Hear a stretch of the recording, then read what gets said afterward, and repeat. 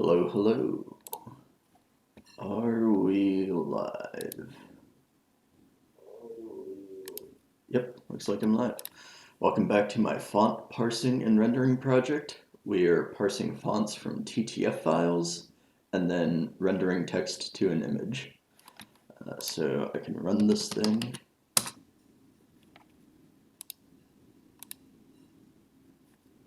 That will run, it will do something. I don't remember what state this is in. First of all, this is a test image. I don't want that. I want to open up the thing that I just made.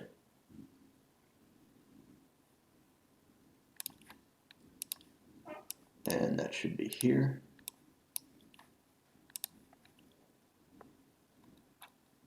So there we go.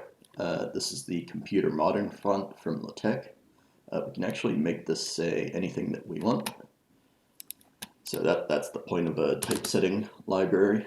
You can typeset whatever text you want. So let me go into my main program.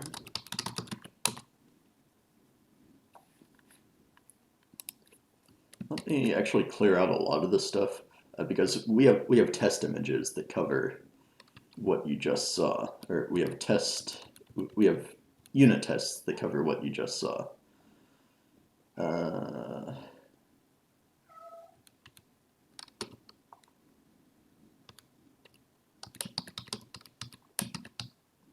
So let me delete most of this. We have line 1 and we have line 2. This is the Y position, so it's just a multiple of whatever the line height is set to. Let's increase our font size. So instead of 80 pixels per M, let's go up to like 160. Let me also decrease the canvas size. Let me make this 800 by 600. 800 is the width, 600 is the height. Let me split those colors halfway through. And then let's say the masculine urge to typeset. First line is going to be regular, second line is going to be italic because we are loading two different fonts, one regular and one italic.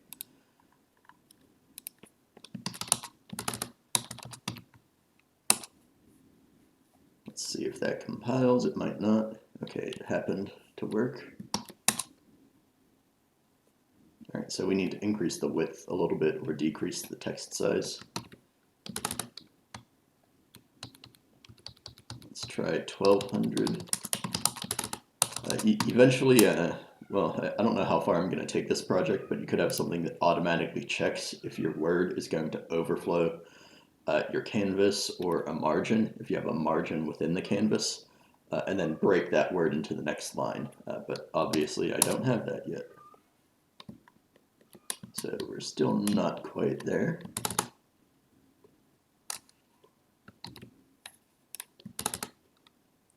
Let's go 1500.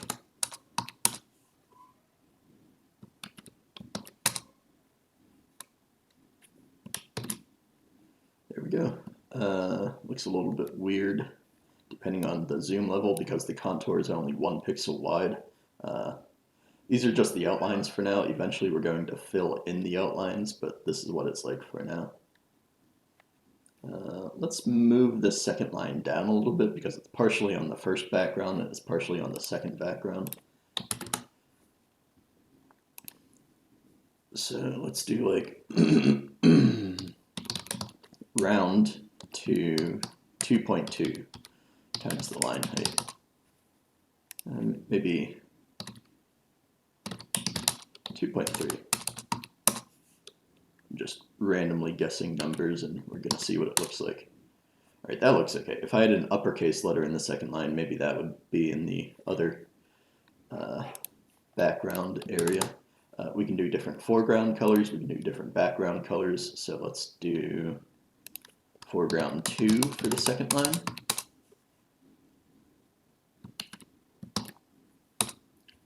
There we go, now we have black foreground and white foreground. We can also change the font. This is the computer modern font from LaTeX. And we can do that with just a command line argument. So if you look at what the run script actually does, it just runs this program and then it passes the name of the font in the TTF file as a command line argument. So we can do that and give it a different font.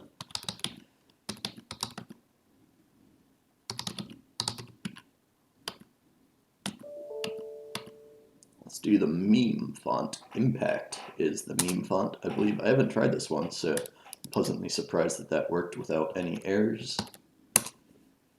That doesn't look quite right for a meme font. Memes are supposed to be all uppercase. And obviously, like, the first command line argument gets parsed as the regular font, and the second command line argument, well, there isn't one, so the italic font is just hard-coded. We might change the API of this main program later. You also don't want to hard code the text in the main program, so the text should be loaded from a file. The text to be typeset should be loaded from a file, like a JSON file or a Markdown file or something. I haven't really decided how I want that to work yet. But yeah, this is not what the final product is going to look like. But this is just an app. The main point of this project is to develop the library. So I have lots of tests on the library. I have like 3 or 4 different font specimens that I'm creating with different fonts. And they're all kind of similar to this demo app, but the app isn't really the point of the library. So let's make that uppercase for a proper meme.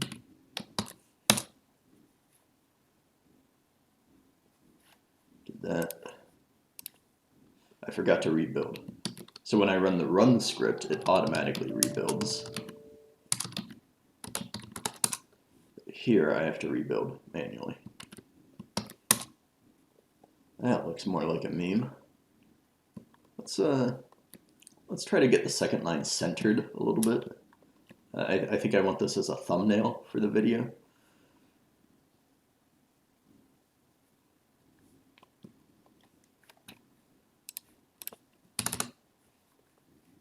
And let's decrease the font size a little bit because the outlines look more bold, ironically, when you make the font smaller because the outlines are just 1 pixel wide.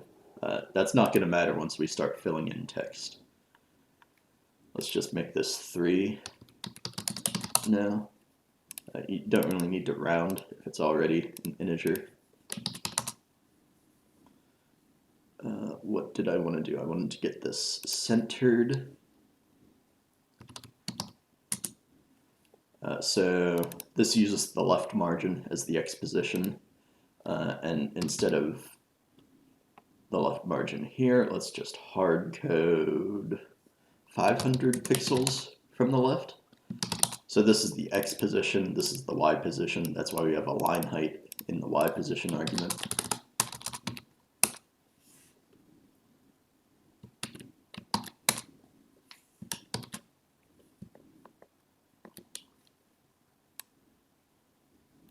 That's a little bit too far to the right.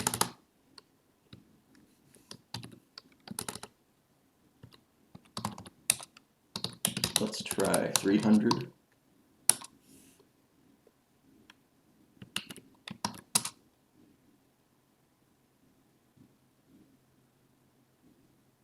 We're almost there. I think maybe I want to go back to 2.5.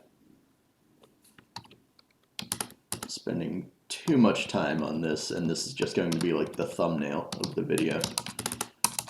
This is not the feature that I actually want to spend all day working on.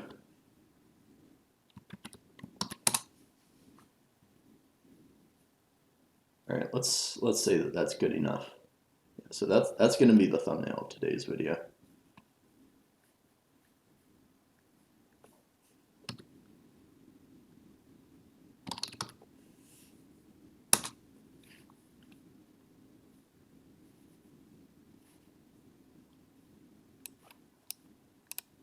So let's save that.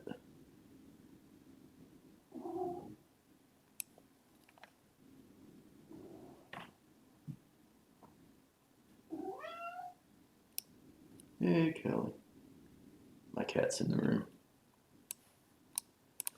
All right, now let's get into the actual feature of today, which is what we started working on in the last stream, and that is parsing transformations for compound glyphs. So most glyphs are simple glyphs. They're just one thing, like the letter A here. It actually has two contours. It has an outer contour and it has an inner contour for the whole. So contours are one idea, but the other idea is a component. So even though it has two contours, those are one component. And what you might have is like the lowercase letter I.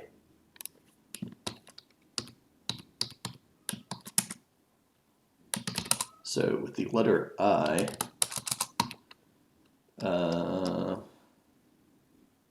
yeah, we can still do impact. It's fine. So with the letter I, you have the body of the I, and then you have the dot. And then with the letter J, it's similar. You have the body and you have a dot. I and J, they actually, even for this impact font, they happen to share the same dot. So the idea of a compound glyph is that, hey, we have the same dot in a bunch of places. We want it to be consistent across all the letters in our font. Let's make this dot, just the dot, an actual glyph. And then for the glyph I, we'll represent that as a compound glyph, which says I have a body, and then I have a dot where the dot is actually some other glyph. So you point to like the index of the component dot, and you also point to you also have a transformation, so that you have to draw the dot at a certain vertical position and horizontal position, and there could be rotations and anisotropic scaling as well. So all of that data is inside a compound glyph, and I can't support that totally yet.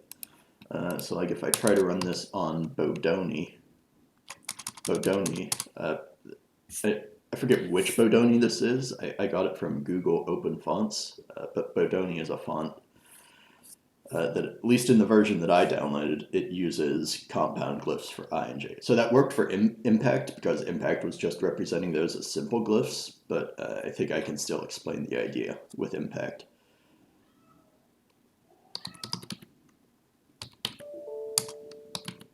Okay, it's Libre Bodoni. That's what I had. So if I do this, yeah, it doesn't actually work because I'm still developing this feature. So,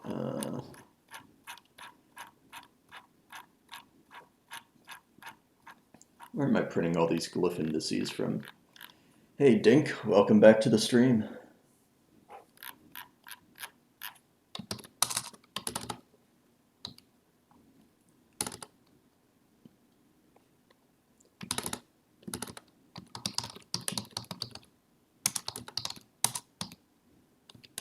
I think I don't want to print that.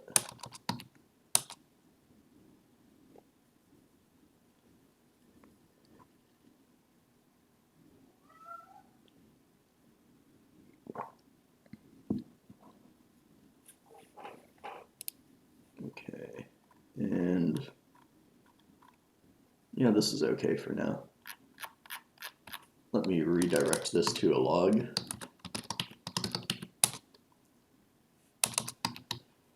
I think I'd rather T it. T is this cool Unix program where it will take the output of whatever the program is before the pipe. This is the pipe operator. It will take that output and it will put it in your console, and it will also put it in a file that you give as an argument. So we can get this output in the log and it's saved in this file, so that like with tmux at least, and most terminals have some kind of limit, I can only scroll up 1940 lines. And aside from that limit, even if I could scroll higher, I wouldn't really want to do all that scrolling. So it's a lot easier to navigate in a file when you have it saved, and you could just jump to the beginning and the end, and this is like 5,000 lines. So I wouldn't want to scroll through all of that even if I could. So we're reading some compound glyphs here, and we're reading part of the transformation. There are like 8 components to a transformation.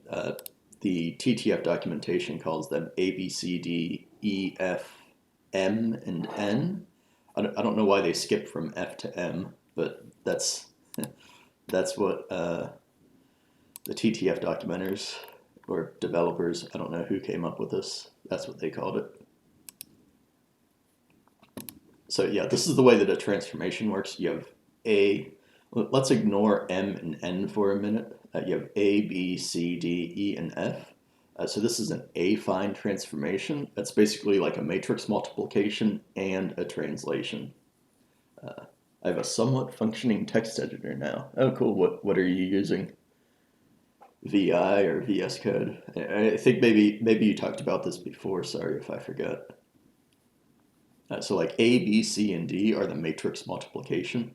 It takes in like your input X and Y coordinates and transforms that in some way to the X prime and Y prime output coordinates of the transformation. Oh, you're writing an editor with OpenGL. I saw Soding was doing something similar. I only watched like one video in his series. It's called like the dramatic editor, or it like zooms into your text and it like animates everything as you're editing. So that seems like an interesting project. So there's that matrix multiplication part of the transformation, and if it was just that, it would be a linear transformation. But then we add on E and F. That's what makes it an affine transformation.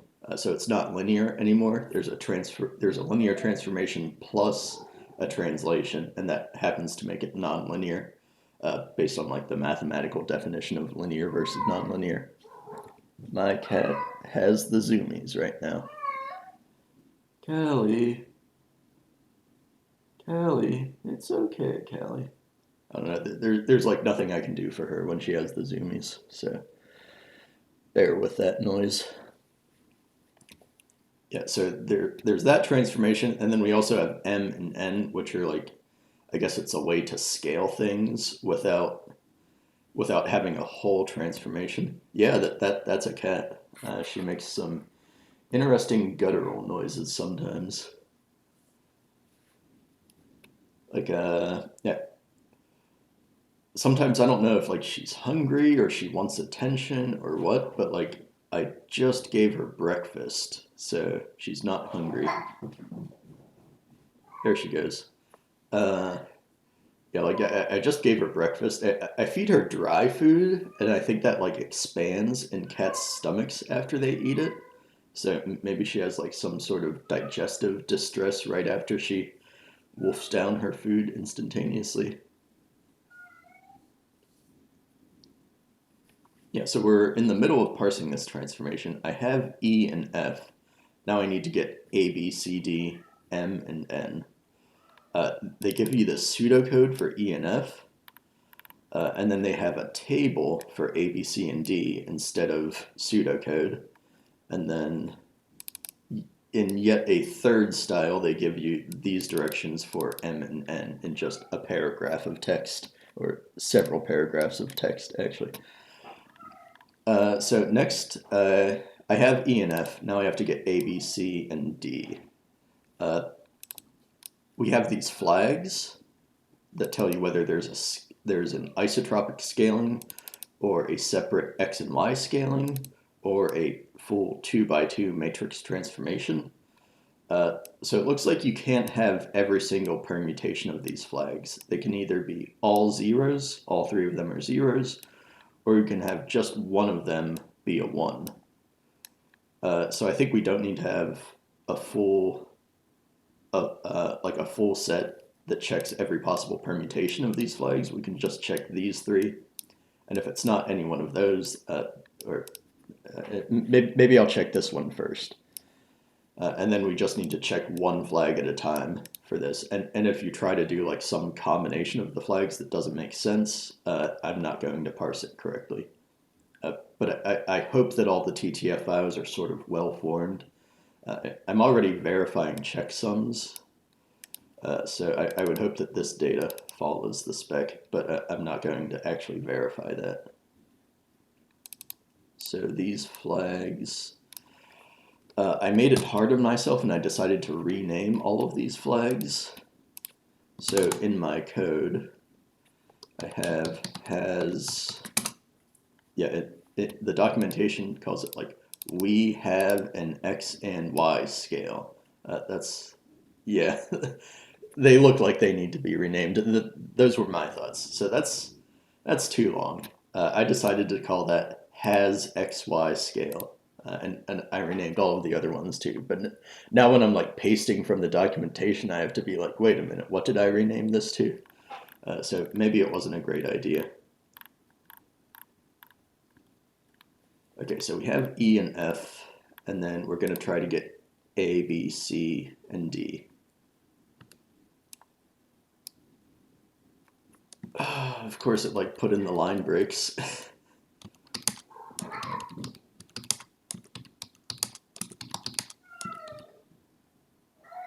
They should have just not named them that, and then you would be fine. Yeah, it's not my fault. It's the documenters or the developers' faults. So these are the three things that we're going to be checking. Hey, Callie, what you looking at?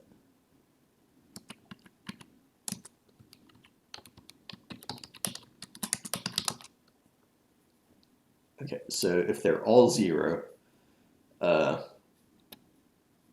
we do one thing. Or if one of them is set, then we have 3 other conditions to check. And I check those using the bitwise AND function in Fortran.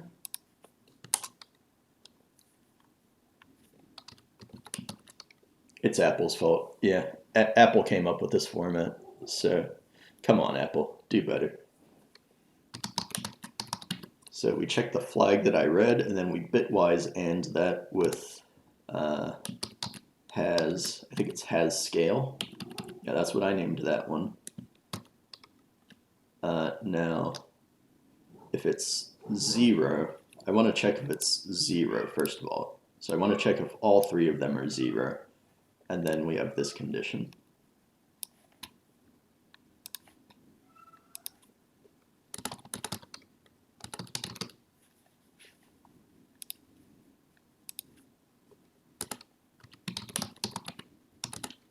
Has XY scale.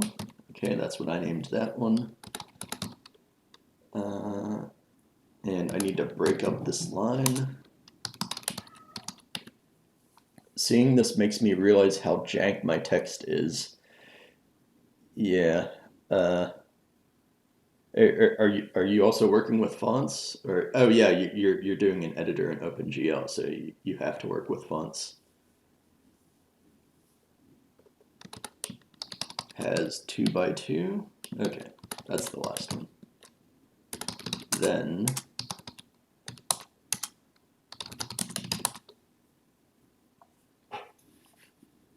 yeah, finally, just within like the last couple days, I finally got like the character spacing correct.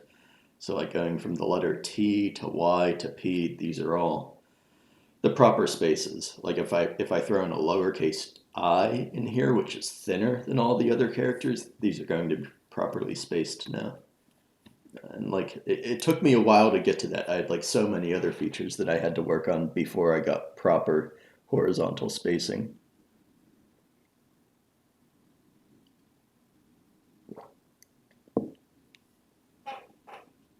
Okay, so this is the first condition. And this just sets like A and D to 1 and the others to 0, I think. Yeah. So A is 1, D is 1, and B and C are 0. If we look at the transformation, yeah, so that's like an identity matrix. If A is 1 and D is 1 and the off diagonals are 0, that's an identity matrix. So essentially it's saying don't transform it at all. But if if you're using A, B, C, and D regardless of a transformation, you still have to put those in as the identity matrix so that you can perform consistent mathematical operations. I just made a Kotlin script to generate a blurred image of all ASCII characters in my frag shader, and just set alpha to 0 if less than half or whatever. Yeah. Yeah, for blurred characters. I'm not going to get into blurred characters. I don't think I'll do anything with SDFs. There you go. Okay, so A and D are 1.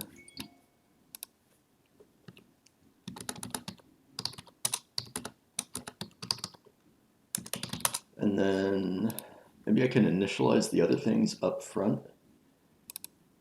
Yeah, so B and C are 0 for a lot of these cases, so I think I'll just initialize those above the conditions.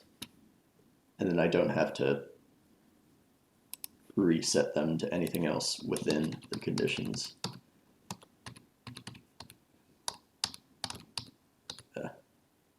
B and C. Okay. Yeah. By the way, D in Fortran, that's like E in any other language. So this is like 0 times 10 to the 0. You don't have to do this. You could just say 0.0.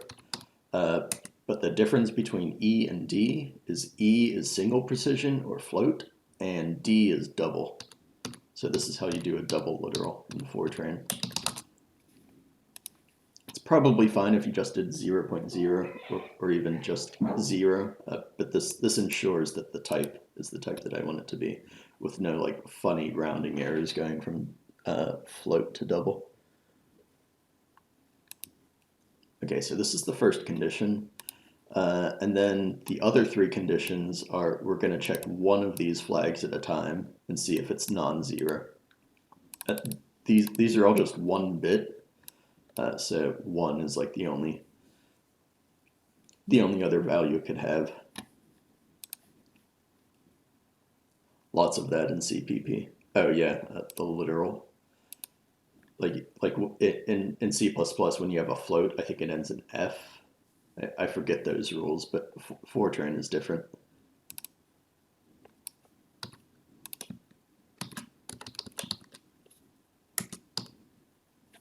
But now we want to check if it's not 0.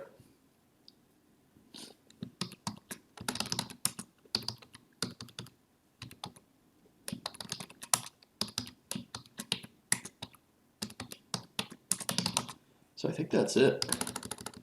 That's like the skeleton of the outline, or the conditional logic. Now I need to like fill this in with actual values. Now, for the first case, they're all 1s and 0s. For the other cases, you have to actually read data. So I think I wasn't understanding this properly in the last stream.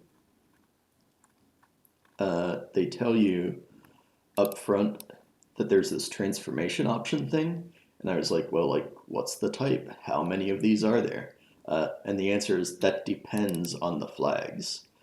So depending on these flags, whether there's like an identity matrix or isotropic scaling or anisotropic X and Y scaling or a full 2x2 transformation, then you could have anywhere from 0 to 3 or 4 different things that you have to read.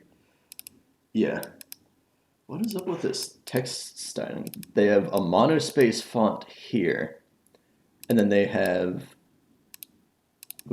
I forget the terminology for this, proportional font, but they're changing the font in the middle of the table for like what should all be the same style. Come on, Apple, do better. Yeah, but anyway, we could have 0 to 4 things that we have to read. Yeah, so I wasn't understanding that in the last stream.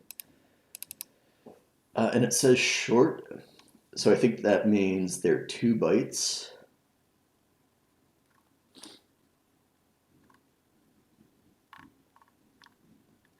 And it says they have this weird fixed point precision for shorts.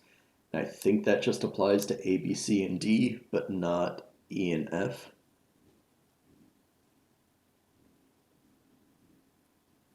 First of all, let's see if we even hit these conditions. Because if you're doing like a full 2x2 transformation, that means you're probably like rotating things.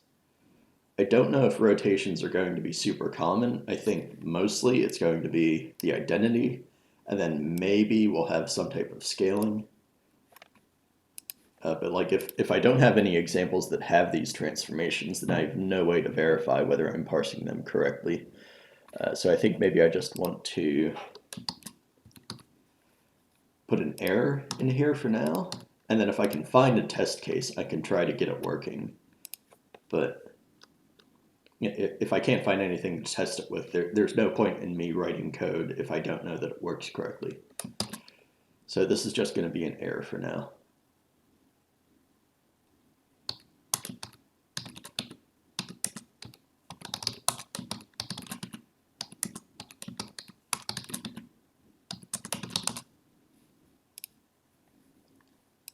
And then I want to print all of these.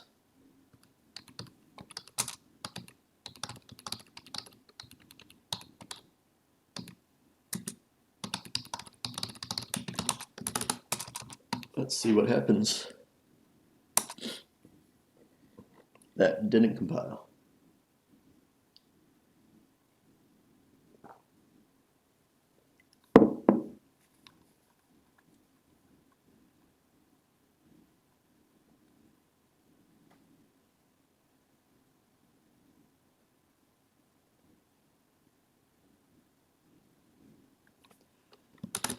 I have some type of unmatched parenthesis or something.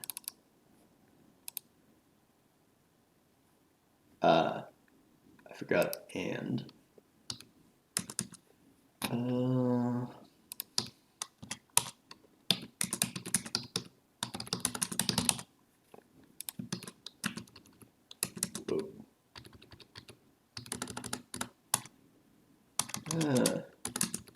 Let me get it aligned like this. Now the parentheses are aligned and everything after the parenthesis is aligned. So I was missing this, and now I need a line continuation.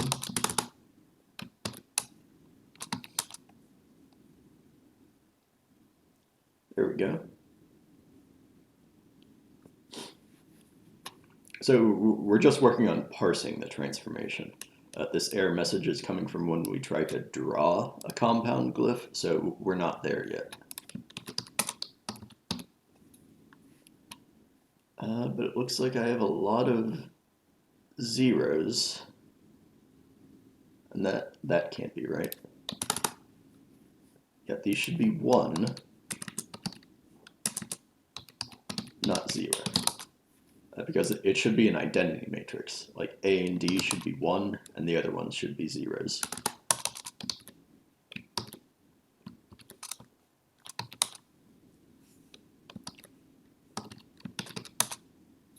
That looks better. And I don't think we didn't hit any of these error messages. So it would exit the program immediately if we hit those. So I don't know. I'm not going to say that's good because I would like to be able to support these, but like I don't have a test case unless I dig through like 100 different font files to try to find one that actually uses these. But it's good that we can parse the one case that is used in Libre Bodoni.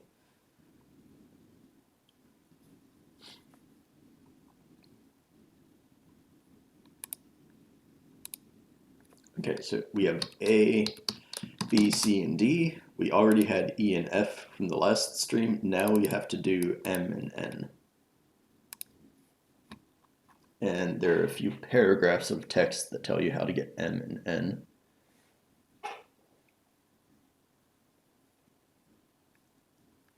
Like this is basically code. Why don't you just give me pseudocode for this?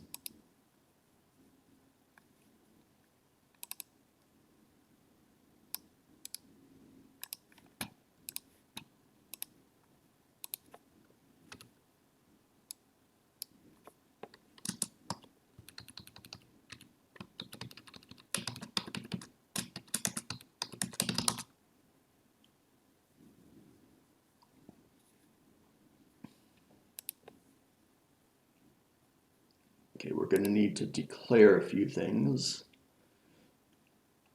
Just M naught and N naught. I think that's all I need to declare.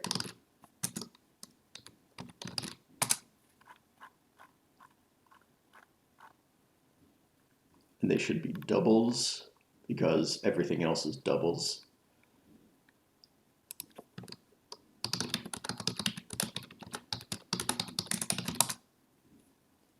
Do I even need separate variables, or can I just reuse m and n?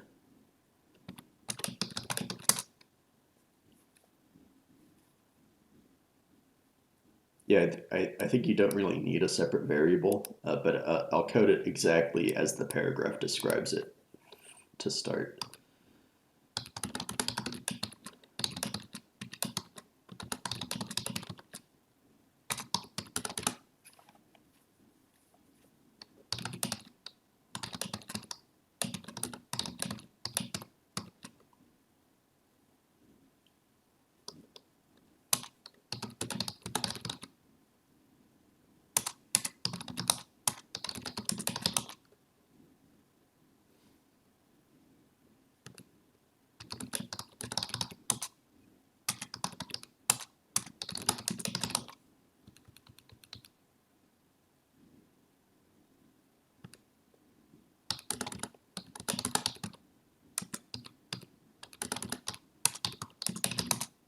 Yeah, like I could just say m and n here, and then you don't really need the m not variable, but we've already started like this, so let's do it like this and maybe change it later. If you wanted to do everything with like immutable variables, as in Rust, then that would be a good case to use m not instead of initializing m and then possibly changing m. Now m is immutable.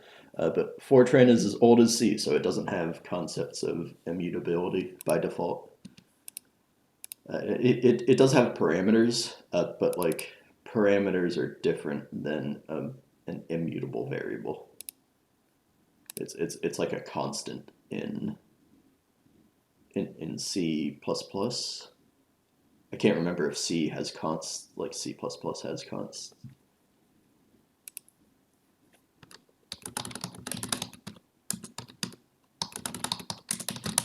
Okay, so that's the basic idea, and now we need the if conditions. I hope there's no floating point rounding funny business. I hope I could just do this with doubles and have everything be okay.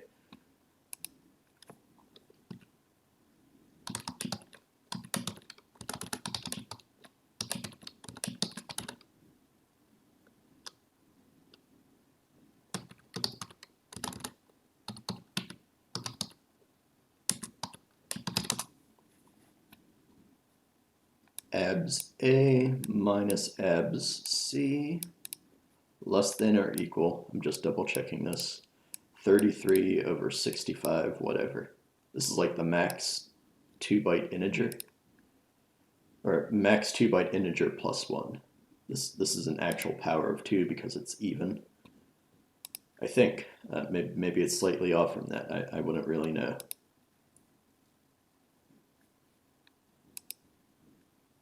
Are these the same number?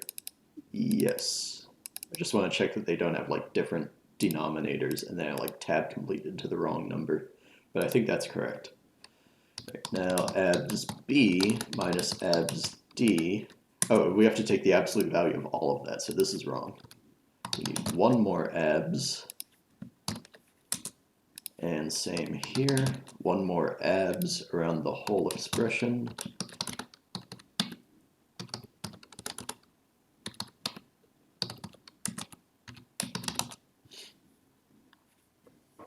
I think that's it. And these are probably always 1.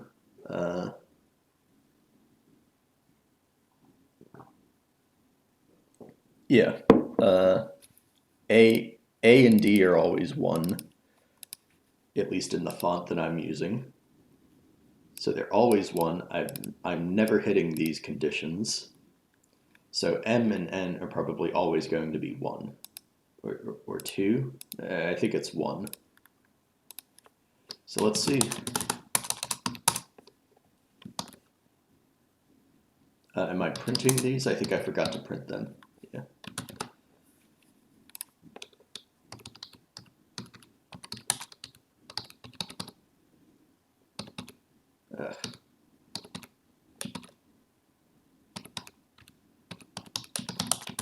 There we go.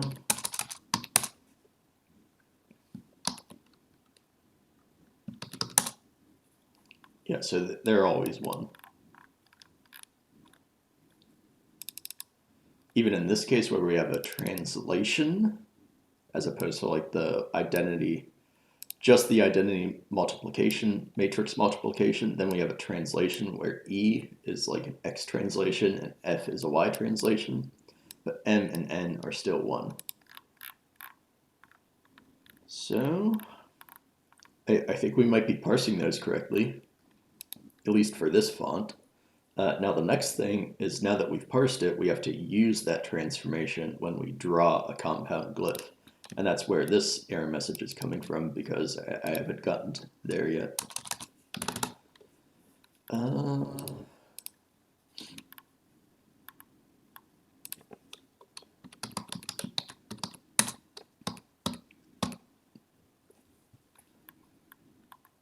So I think the way that I want to do that is I want to make this subroutine recursive.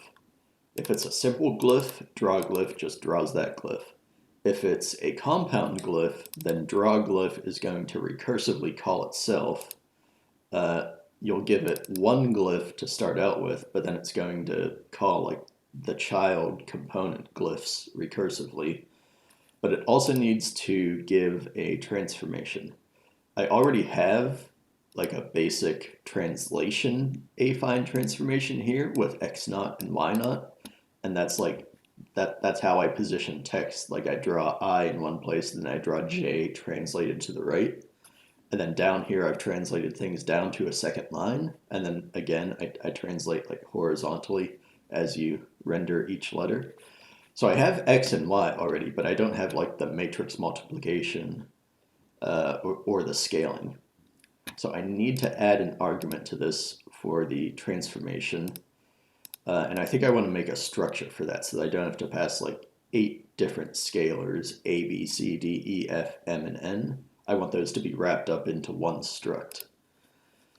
Yeah, I think I'm just going to call it T in here. And I think I want to make it optional.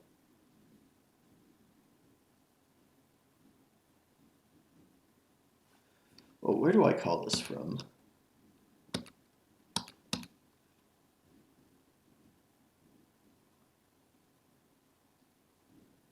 I only really call it from drawString.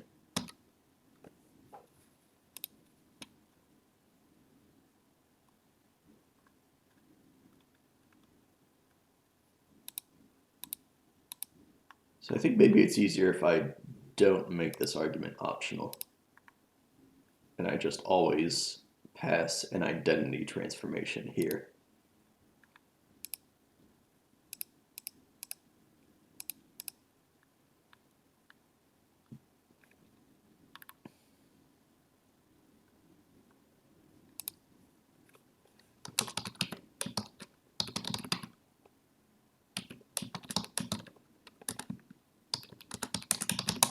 So we're going to have a new structure. I haven't declared this yet. It's going to be a transform type. And in this subroutine, that's input, so it better not change within this subroutine.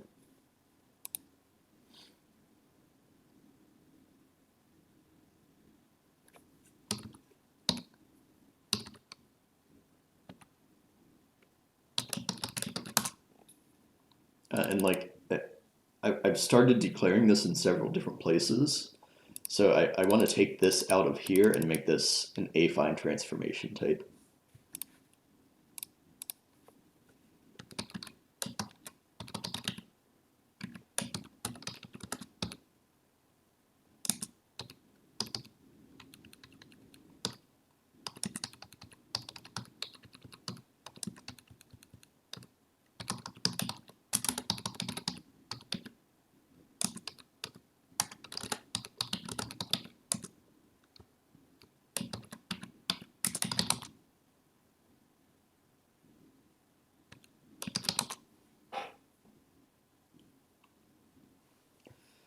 I think there might be a way where I could just initialize these to an identity transformation in here. but I don't think that's portable across like various Fortran compilers and compiler versions. So I'm not going to do that. Or it might work, but there might be a compiler warning.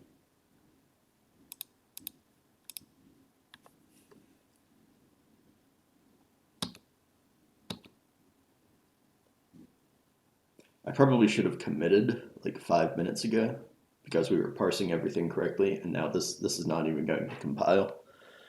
But we should be able to finish this today.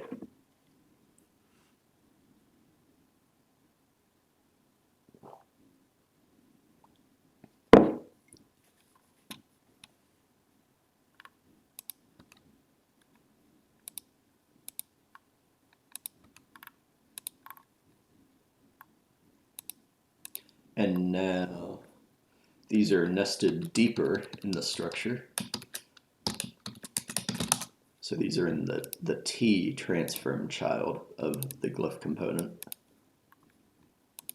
So I think this should be correct. Okay, this might be enough for it to compile now. Let's see, I probably messed something up.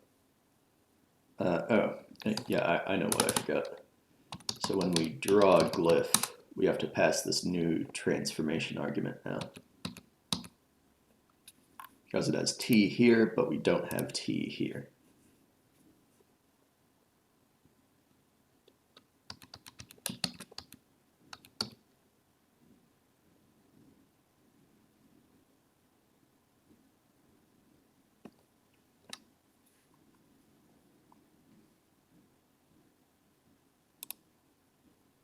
Yeah, and because drawGlyph is going to be recursive now, I wasn't sure earlier how I wanted to handle the character advancement, where like I advance X by the width of the glyph.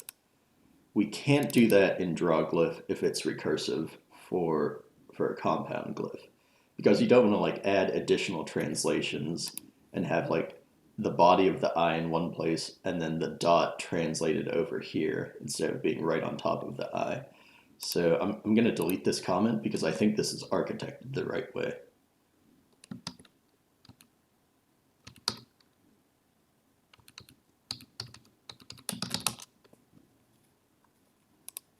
But now we have to add T here because we have like the basic XY translation transformation, but we don't have the matrix transformation T.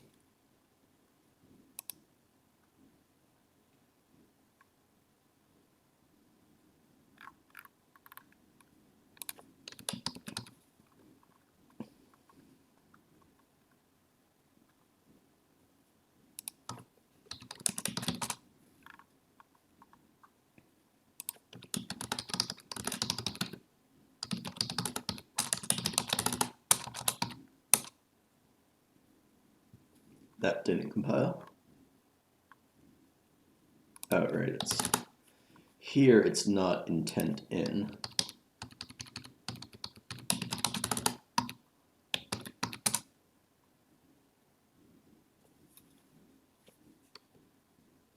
Okay.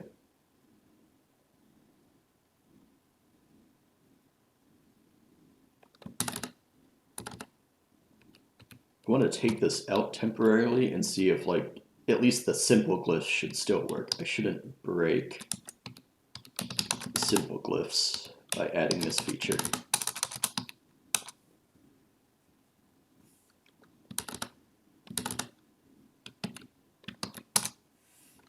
All right, yeah, so I removed I and J, but like this stuff at the bottom still works.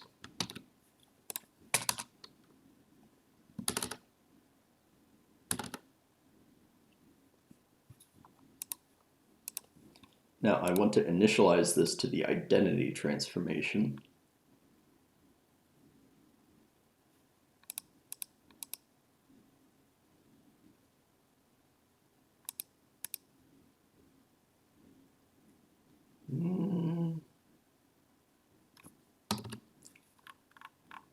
I think I changed my mind.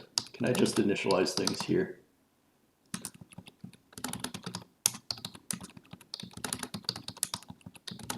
So this would be the identity. A is 1, D is 1, and and everything else is 0.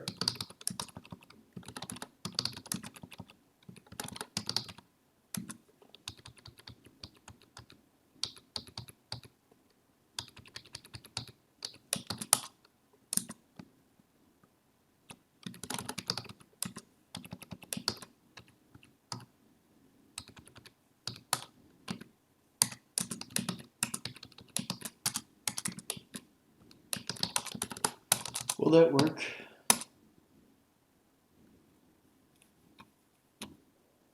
I have so many compiler warnings now. Well,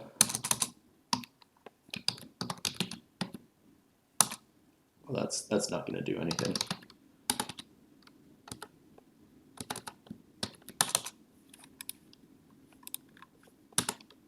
Okay, I've locked up tmux. There we go, it's back. That's the one.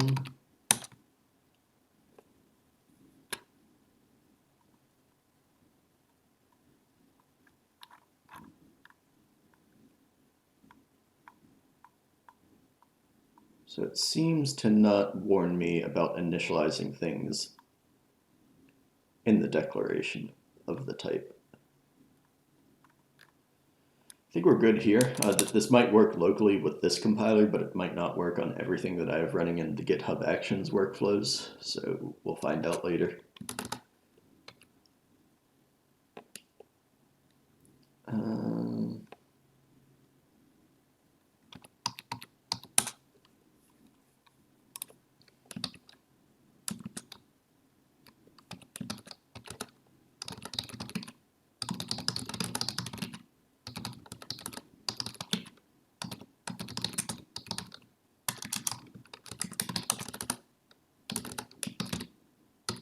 Yeah, I touched the file externally, so now NeoVim is mad. I want to run it and make sure that I haven't broken anything.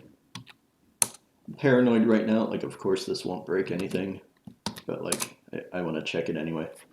Alright. Now that we have a transformation, we have to apply this transformation. And the order is important because I already have an X and Y translation and a scaling, actually.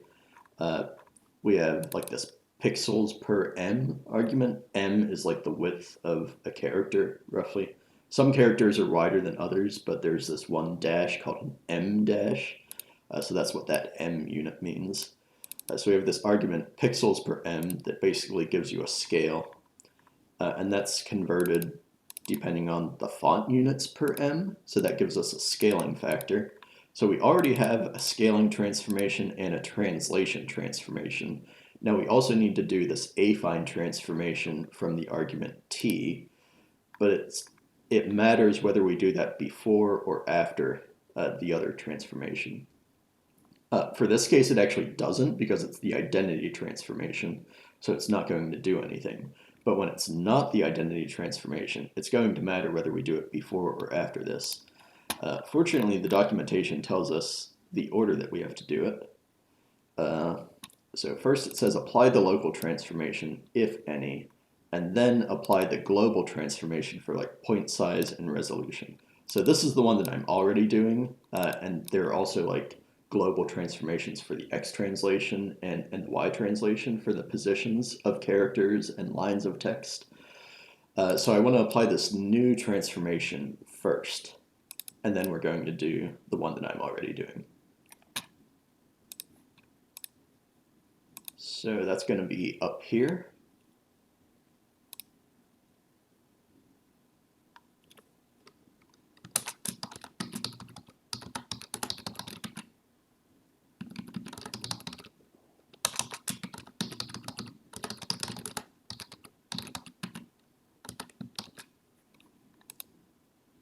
Point size, resolution,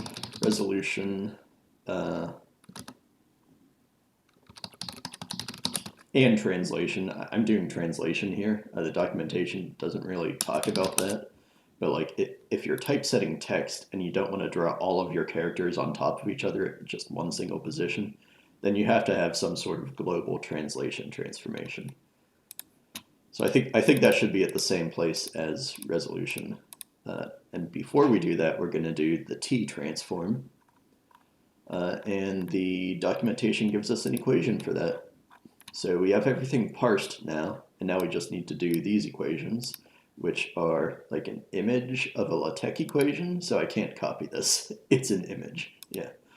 I'm going to move this into another monitor briefly, but like keep this in your mind. I'm going to be staring at this in the other window and then type it out into Fortran code. So we initialize everything without a transformation, and then we're going to loop through the glyphs.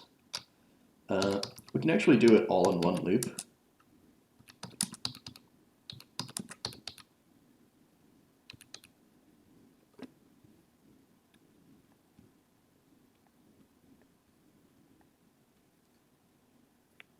Actually, we can't. So we have x and y in this equation, and we have it in this equation. So if you look here, I have x. First of all, I'm not using y. Y is just x component 2. Fortran is an array-oriented language, so of course I'm using arrays for this. It doesn't make sense to have x and y when they could just be different components of one thing. So this is x, and this is y. This works because x only depends on x, and y only depends on y. Now, with this equation, x depends on x and y, and so does y. So if we do these two equations in serial, and we don't have like x prime and y prime, then we're going to like overwrite x here, and then we're going to have the wrong number in here, because this is x, this is not x prime. So I think maybe I'll just declare x prime and y prime. That's the easier way to do things, and then maybe I'll go back and do this in like a vectorized way, so that I can do it all in one line of code. Single instruction, multiple data. That's the idea. But initially, I think it's easier to declare these as temporary variables. So let's have x prime and y prime. And those are going to be... do I want integers or floats?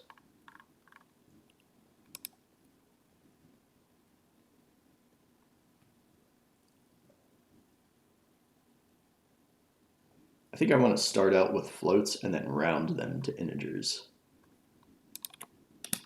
So we have x prime and y prime.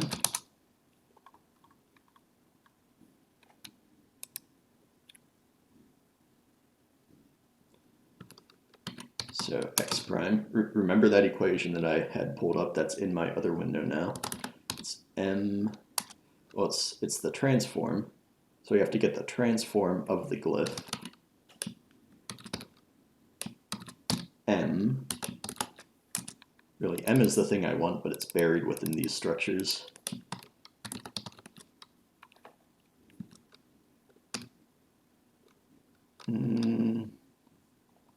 I think I want to unpack the structure. So I want to have doubles for all of those. And then I want to unpack the structure. It's going to be like the opposite of what we did above. So this is packing, and now we're going to unpack.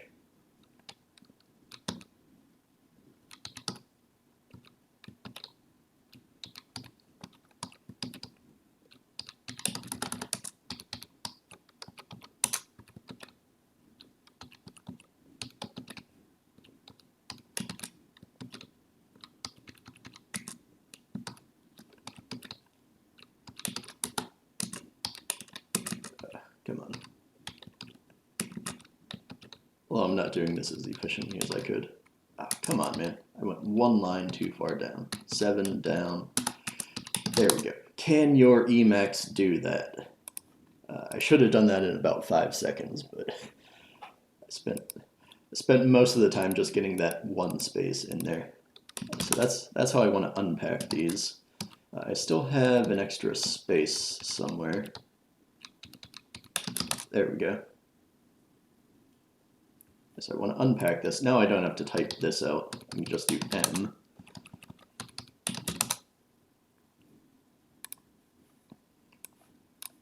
Now I can just do M instead of glyph %t %m. Percent in Fortran is how you access the child of a structure.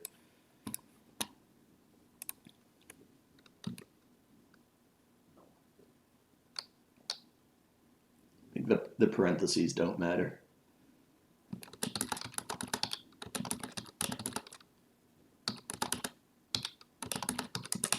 But instead of X and Y,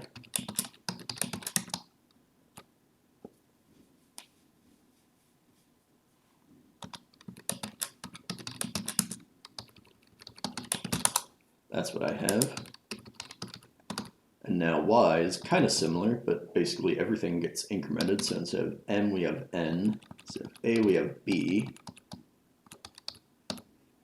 This is still this. X is still X. This is N, D. This stays the same. This is N, and this is F. So that should be it, as long as I haven't made any typos. And then eventually I think I want to vectorize this. You should be able to do this in one line of code if you're careful. Whoa, whoa, off by a row. Okay. Now I have to put these back into this vector. So x equals xp, x prime, y prime. And that should do it. So that's this pair of equations now. I think that should be okay. Let's see if that compiles. And this shouldn't change anything because for now we're only doing identity transformations. And then when we finally get to compound glyphs, it should make a difference. But for now it shouldn't do anything. It doesn't compile. I'm already using A. Yeah, that's a problem.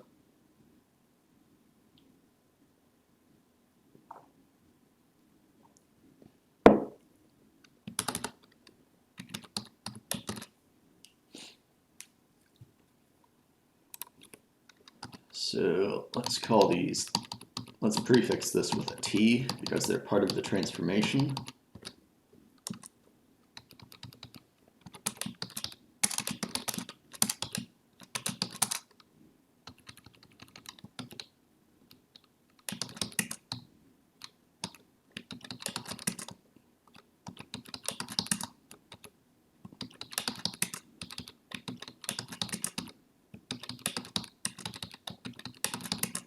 Can your Emacs do that? There we go. Okay. Something crashed. Interesting. They should all have the identity transformation.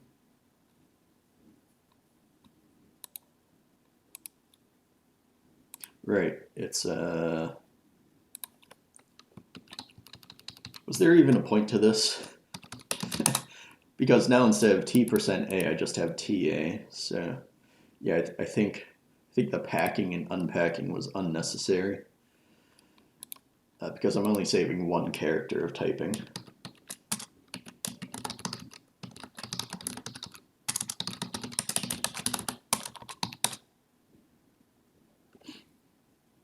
That's better. Shouldn't change anything. That's bad. My text disappeared.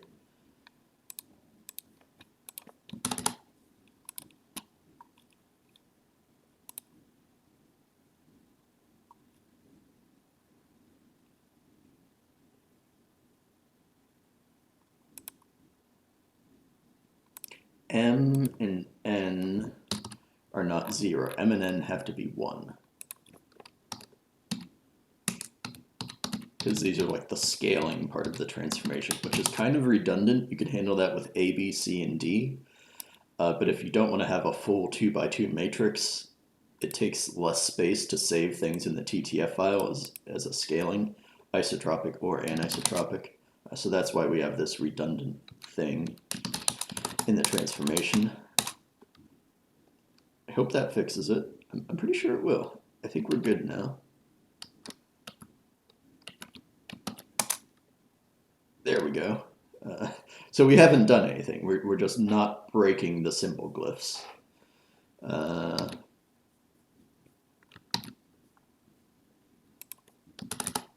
Yeah, now let's get into the compound glyphs. Do I want to commit now? I've already been going for like an hour without committing, so I think I'm just gonna continue without committing.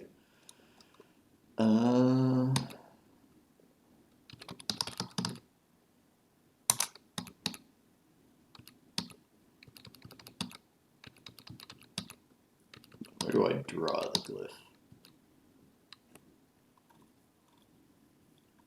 So basically for this case, we're going to recursively call draw glyph within draw glyph.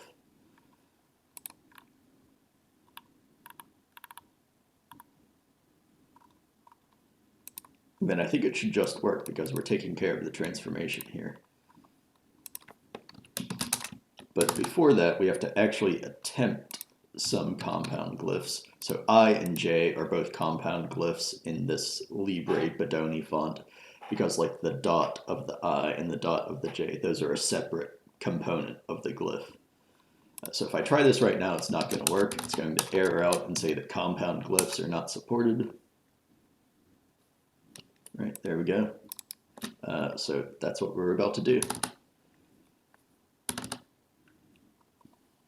Now we're going to take out this error message, and we're going to recursively call draw glyph for each component of the compound glyph.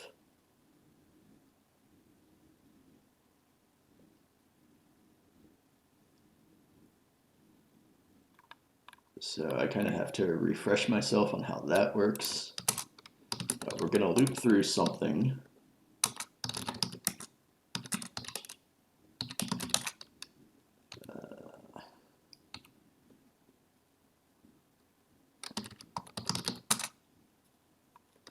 So a compound glyph, it has the index of the glyph component, and it has a transformation.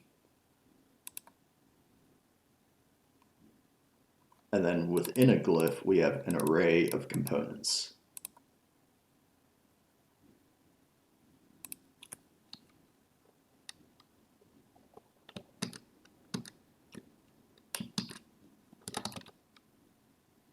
Do I have the size of that array somewhere?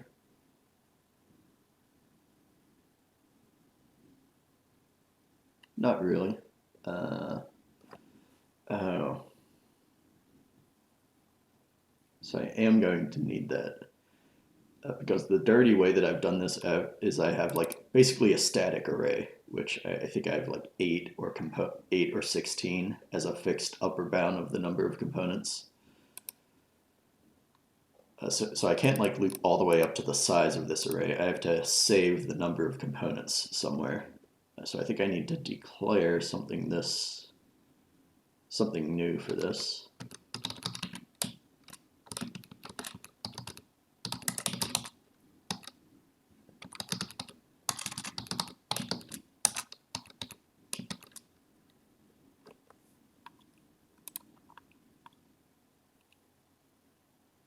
So this is the thing that reads the compound glyph.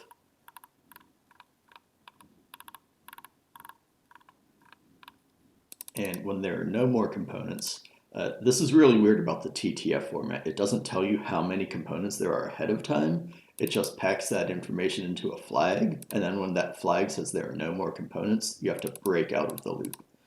Or Fortran says exit instead of break, but it's the same thing. So once we do that, we have the number of components now. So glyph number of components is I.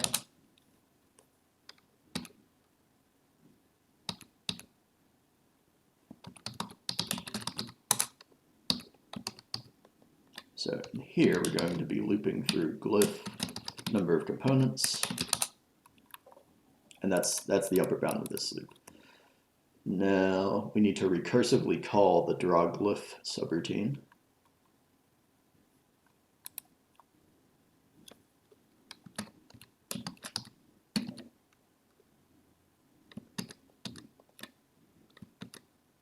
Come on, where was I?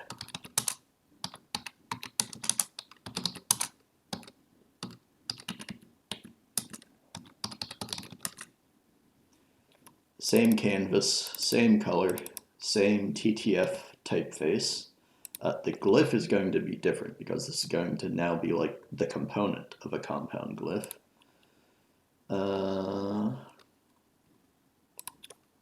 That's going to be TTF glyphs,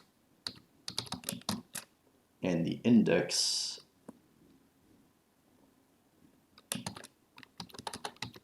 is going to be,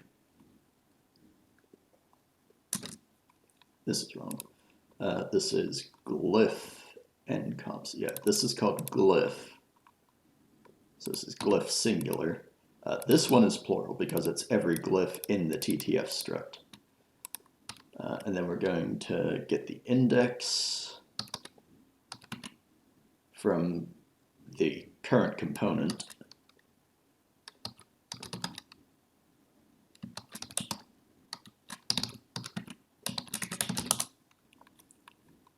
I think that's correct. X naught and Y naught for the translation, those are going to be the same. I need to break up this line of code. Okay, so X naught, those things are the same. And now the transformation is going to be different.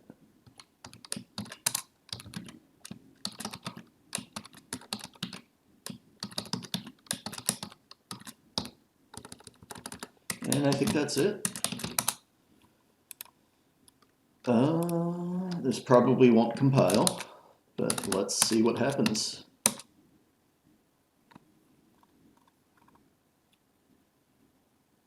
Glyphs. Right, that one has to be singular.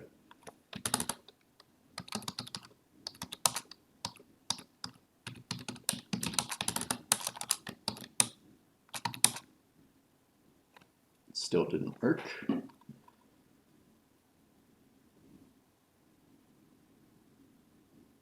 Right. Oh.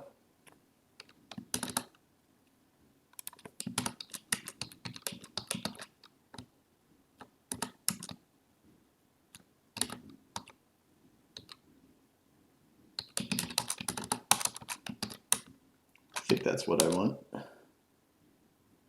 It's going. It's going. It crashed.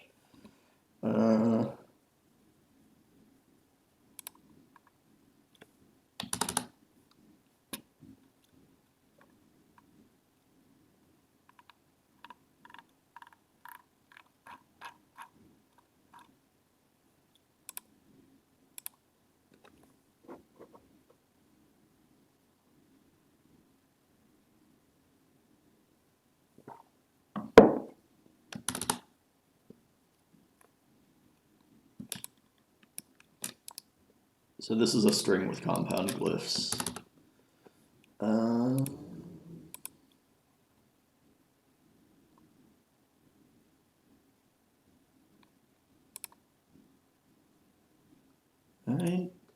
I don't think I need this thing.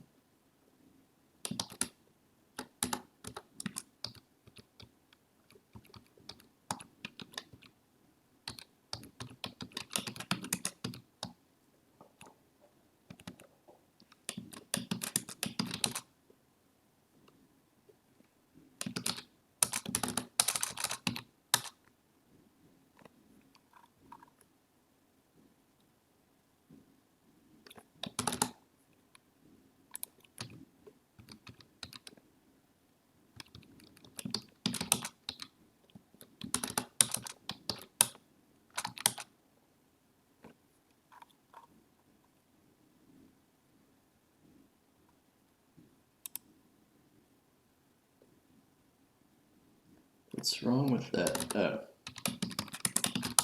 got rid of a parenthesis.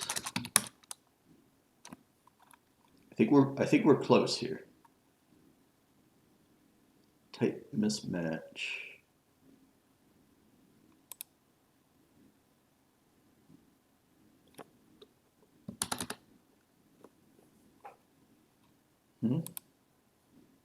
No, I did need that.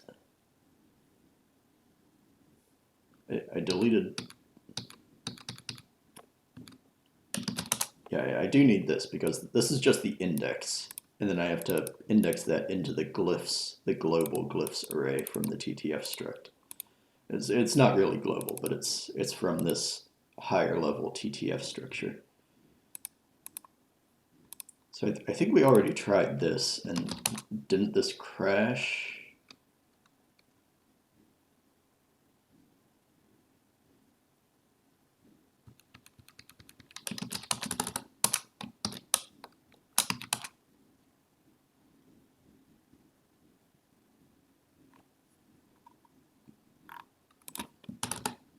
Which glyph is it failing on? Oh, so this is a compound glyph, and then everything that happens below is for a simple glyph. So at the end of this, we need to return Irby.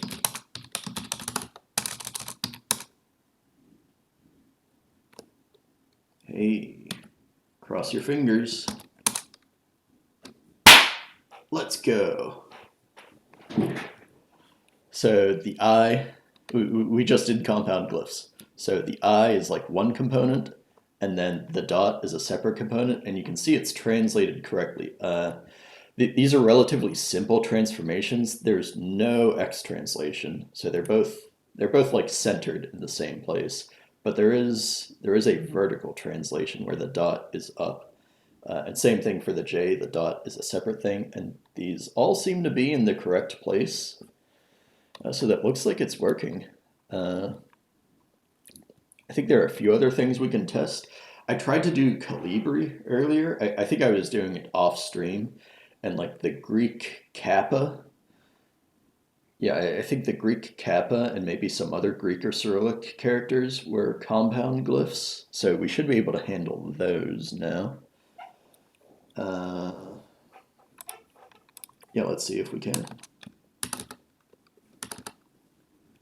So I actually deleted my Greek text. I have to get it from somewhere.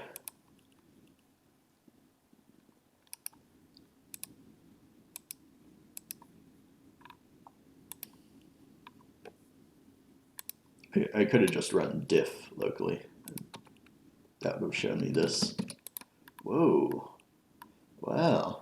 I don't know. Something is new here in GitHub. I clicked on this and it's like a symbol. This is like parsing the syntax of my Fortran source on GitHub. That's pretty cool. I'll have to play with that later.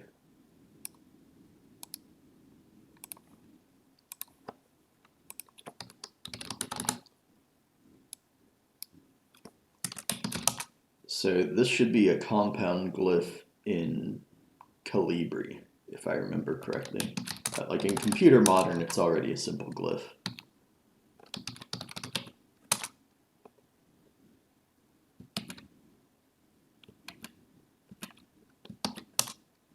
So this is yeah, you can tell there's obviously only one contour in Computer Modern, uppercase kappa. But in Calibri, it was like the vertical part of the K was one component, and then like the chevron shaped part of the K was a separate component. So let's try that with Calibri. I think I have that somewhere. If you have Windows, then you already have Calibri installed. It's in your C Windows fonts directory. I have it copied somewhere else here too. Oh no, we have a different kind of transformation. This is good. So we can test a different kind of transformation here. I think I might want to commit before I start hacking at that, because we have something that works for Libre Bedoni right now. So I want to undo this. I want to do this for Libre Bedoni, and then I want to check my tests too. Because it's been a while since we've run tests.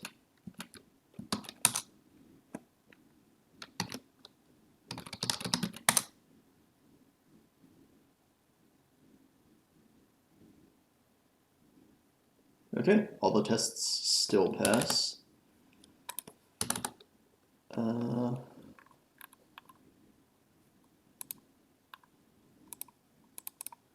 These, I just thought of something, like I have to cast back to integer at some point because x prime and y prime are doubles, but my array of points is integer. So this is just sort of like an implicit cast right here. And I'm a little bit surprised that my tests still work because Fortran has int for casting, which I think that just rounds down, like it's a truncation. But there's this other thing called nint, and that rounds to the nearest integer. It will round down or it will round up if that's closer.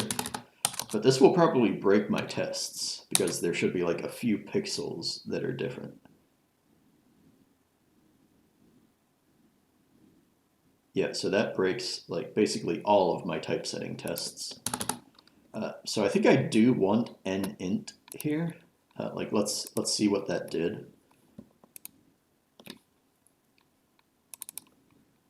Let's look at Garamond. Like this basically looks correct, and but now it's rounding to the closest integer, but the test is expecting it to do truncation rounding. So I think I do want this, but I'm not going to change my tests right now. I'm just going to live with what we have.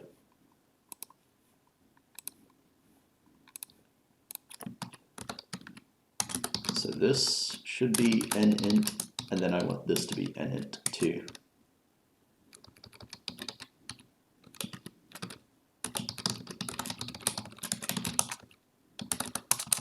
And the test should be okay now.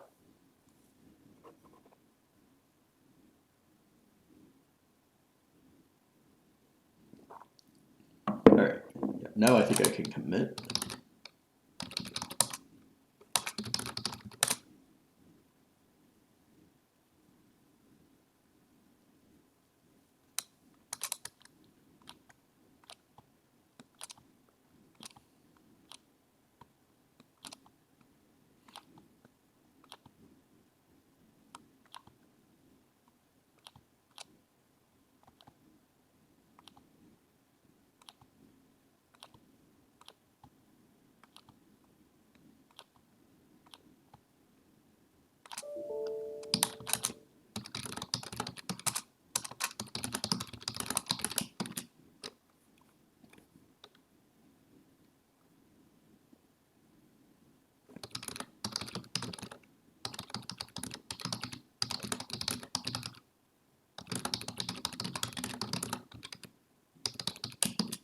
So it works with one font. It doesn't work with Calibri yet because Calibri has different kinds of transformations.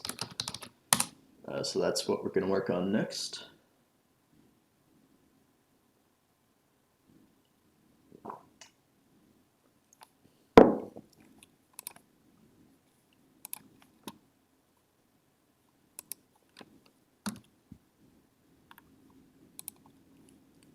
Let's see if this works on the cloud. I think, yeah, all right, passed on Ubuntu.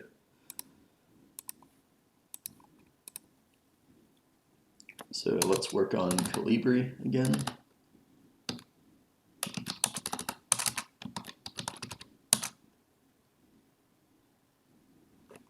Yeah, so we have a different kind of transformation that has a scaling. This is isotropic scaling. It's the same scale factor in x and y. And if we look at the documentation, this is, we have a scale, so that's this row of this table. So we have to read we have to read another thing from the TTF file. And A and D are going to be the same value. They're both the first short.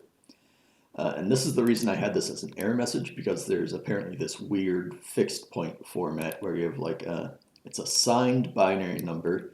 So you have 1 bit for the sign, you have 1 bit for something to the left of the binary place, not the decimal place, it's a binary place, and then you have 14 bits to the right. So I think I played around with that a little bit in the last stream, but it seemed to be wrong, because I think this documentation thing only applies to A, B, C, and D. It doesn't seem to apply to E and F, because we saw that was correct for Bedoni. Like, we're translating correctly without doing this weird fixed point thing. Yeah, so this is it. So I think I need to multiply by 2 to the negative 14 to correctly parse this fixed point format.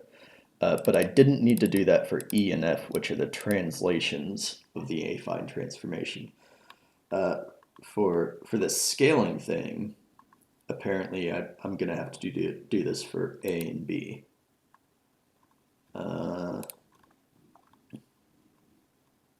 So I think we have to read, I think there's 16 bits. It says short.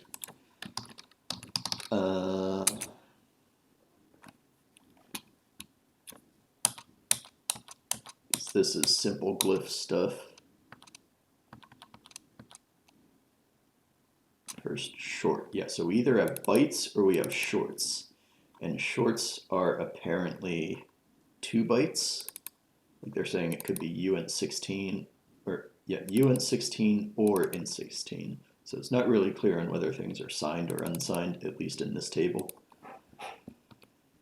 So yeah, A and D, we have to read 2 more things to get A and D. Going to be something like this.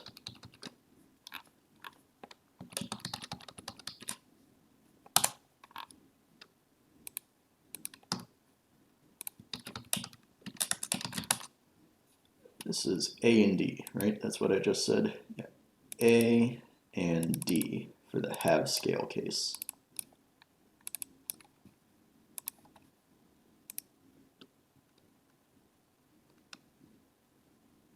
I need to be careful with types, because I have to read integers, but then A and D are floats. I think arg is an integer. I think I'll just reuse arg. Yeah, this is an integer. It's actually 8 bytes. That's to be safe from overflow and so that I don't have to worry about types.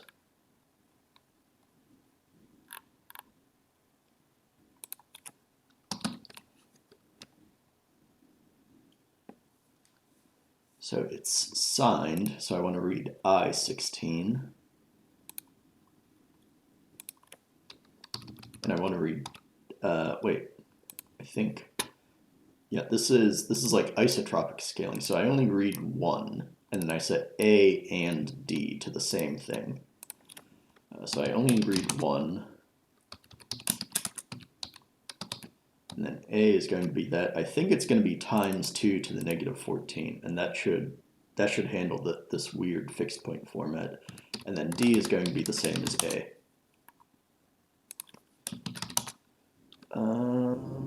Yeah, let's see what that does. I have to rebuild. All right, did I rebuild? Yeah, I rebuilt. Why is there still an error there? Oh, because I put this in the wrong place.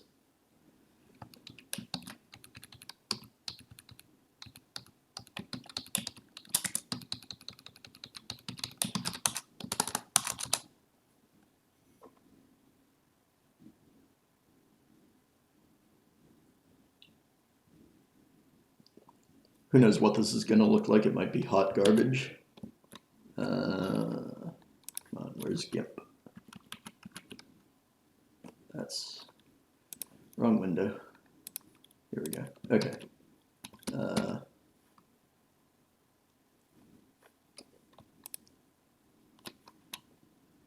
which thing? I think I just want to do this ppm file. Looks pretty good. Yeah, so this kappa, this vertical part is one component, and then this chevron shaped part is a separate component. So that looks correct. That's what I think an uppercase kappa should look like. Kappa is just the Greek letter that looks like a K in the Latin alphabet. So yeah, this is a kappa.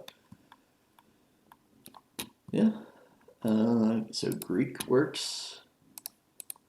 I want to know how many compound glyphs I'm handling.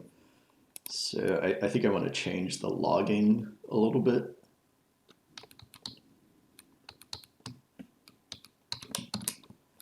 I still need to find a font that has anisotropic scaling, like this.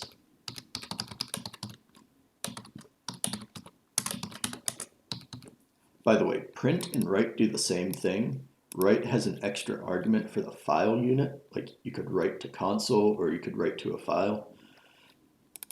Print always prints to the console, but what I like to do is I like to use print for debugging and write for messages that I leave in there permanently. So I want to leave these in permanently and then use write. That way when I want to clean up debugging logging, I can just search for print instead of searching for write. So that's my style, but there's not necessarily any good reason to write Fortran like this. Yeah, so I want those to be writes, and then I want to clean up some of these other prints.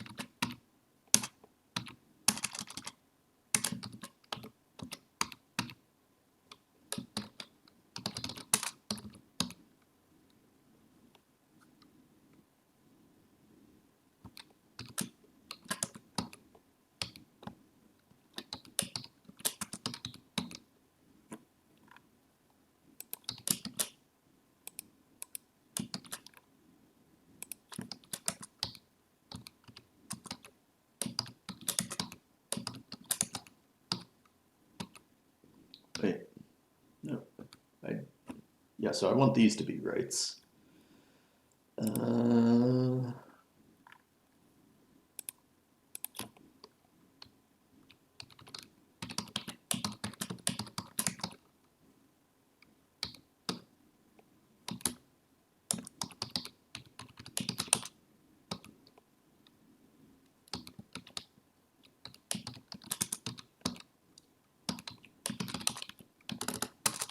So that should be a little bit less verbose now. And I want to know which characters are compound glyphs so that I have an idea of like what feature did I just add. Because it's not obvious. Like, does K have to be a compound glyph? You could do this as a simple glyph. Your TTF file might just be a little bit bigger if so apparently like this upright thing or the chevron is shared between multiple glyphs, because why else would you make this a compound glyph?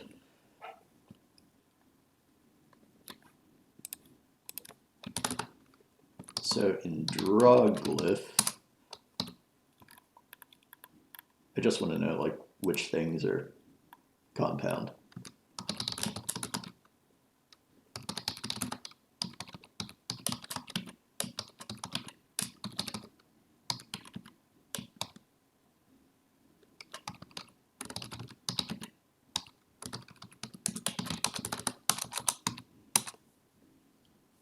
That didn't work.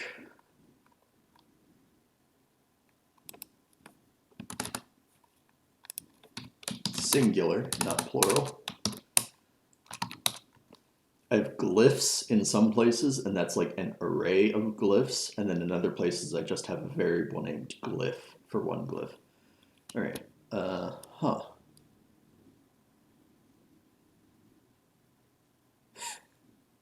It says there's one component. Why is this a compound glyph if there's only one component?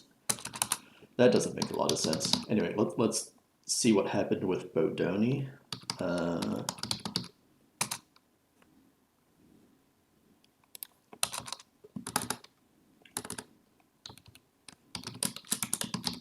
So I know that these were compound glyphs in Bodoni.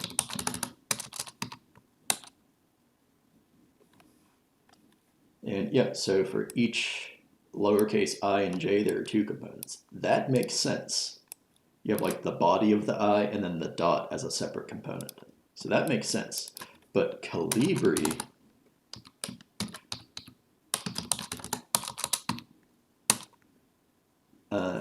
wrong thing. Kind of curious what this looks like. I haven't looked at Greek text in Bodoni. Okay, Bodoni does not have Greek text.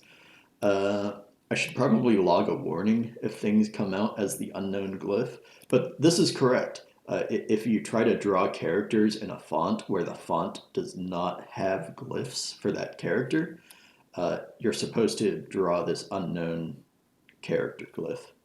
So Bodoni does not have Greek characters, apparently.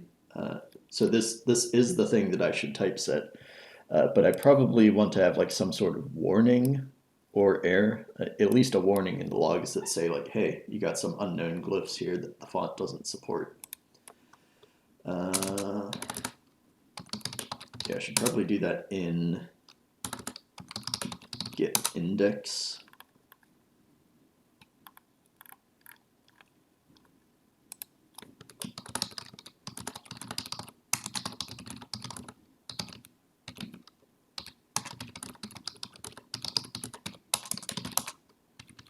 And every font has to have a glyph for this at index 0. That's part of the TTF specification.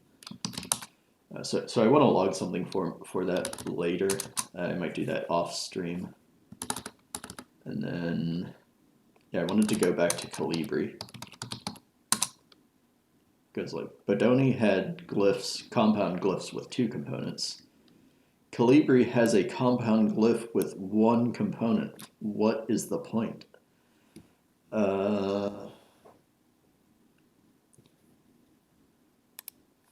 Maybe the Greek kappa is the same as a Latin K? Or a Cyrillic K, maybe? So let's put in a K there. These are actually different characters. They probably look the same here.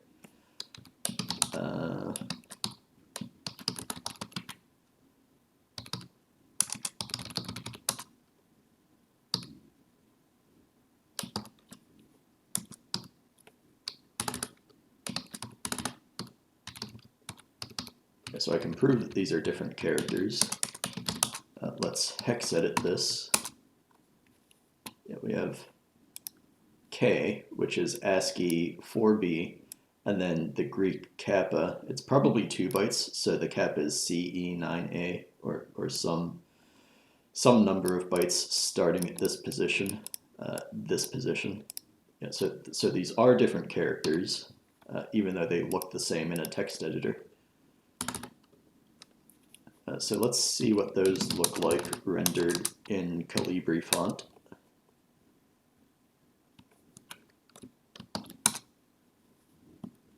Yeah, okay. So that's why this is a compound glyph, because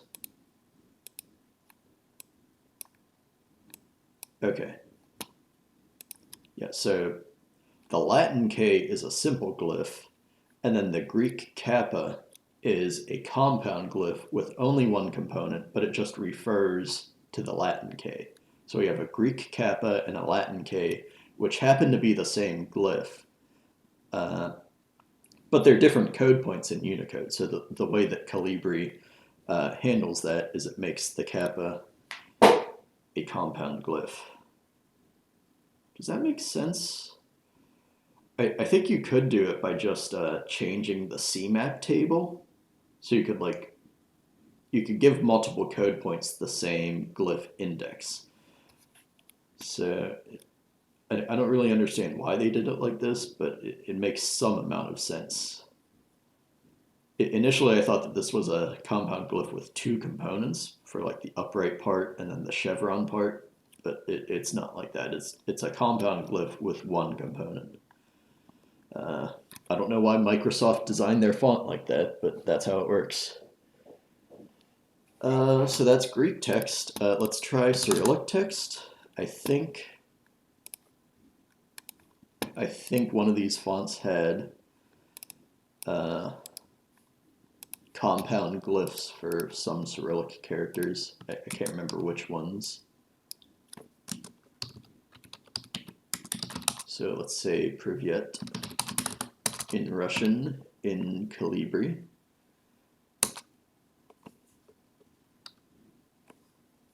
Okay, apparently there are no compound glyphs here because we have one component there, but none of these are compound glyphs.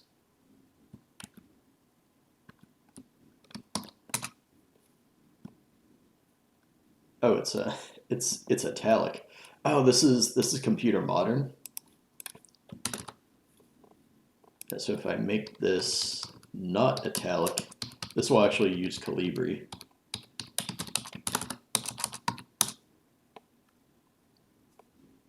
Now, okay, so some of these Cyrillic characters are compound glyphs now. Again, there's just one component. It's probably like the same thing they did with the Greek kappa. And there we go. That's Russian or Cyrillic in the Calibri font. So that's pretty cool. I think I'm going to take a short break and refill my coffee, and then I will commit the code that we just wrote.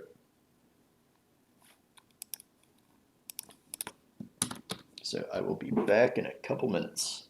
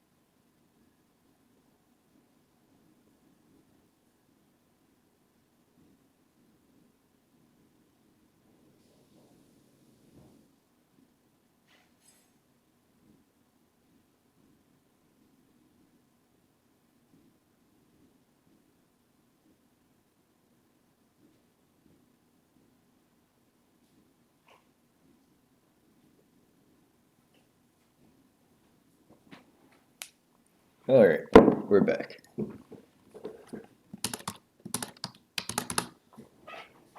So let's commit that stuff, and I'm not entirely sure what else I want to do today. I guess I might clean up some of the technical debt that I just added.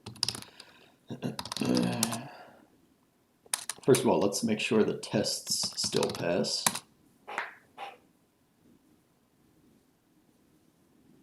All of that still works. Just to show you another one of the tests, I think we looked at Garamond before.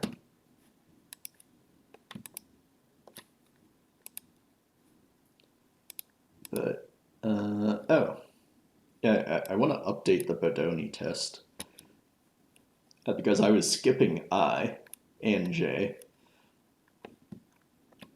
So you can see, why can't I zoom?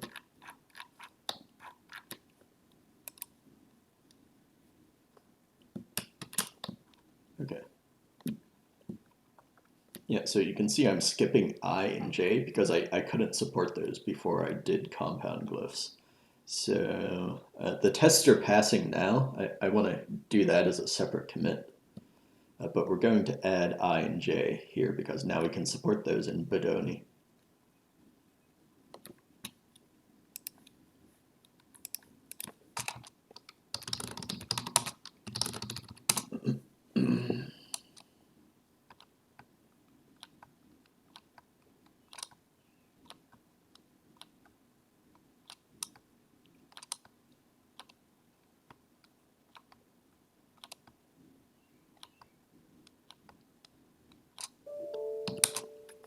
Yeah, so the new thing here is that we are supporting the has scale option now.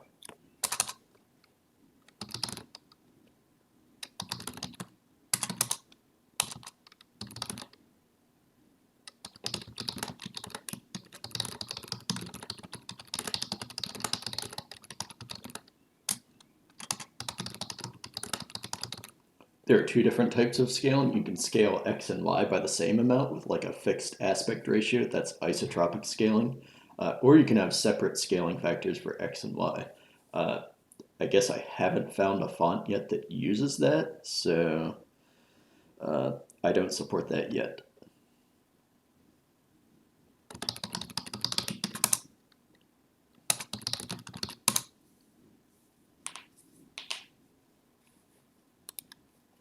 Let's make sure these tests pass in the cloud.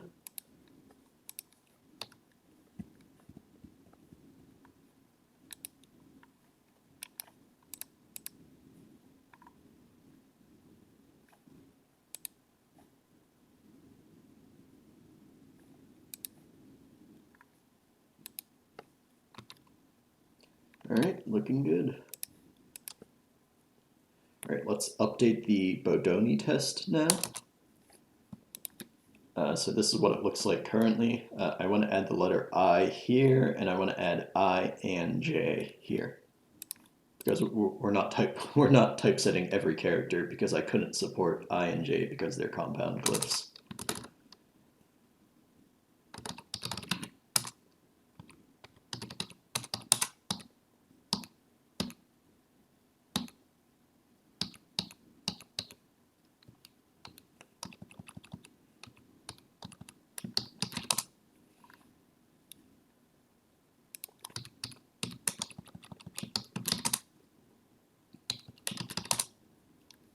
Now, this will actually break my test because it's different than the recorded baseline that I have.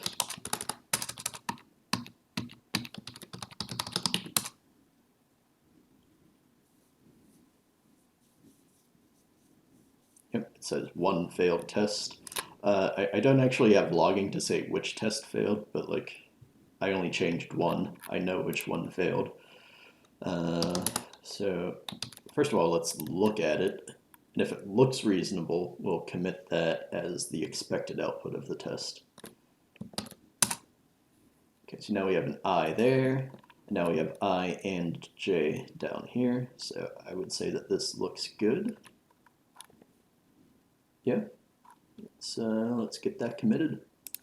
All right, well, let's update the test. And I do that by just copying.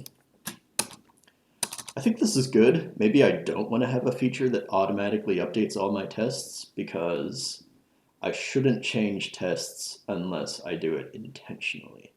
So I don't want to make it like too easy for myself to constantly change the test output. Like it should be something that I think about because it's like a break to the API because you're getting different results than you used to get.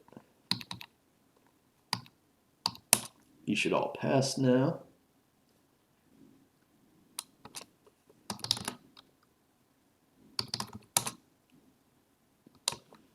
I don't know why Git shows me that as part of the diff. This is not a text file, it's binary.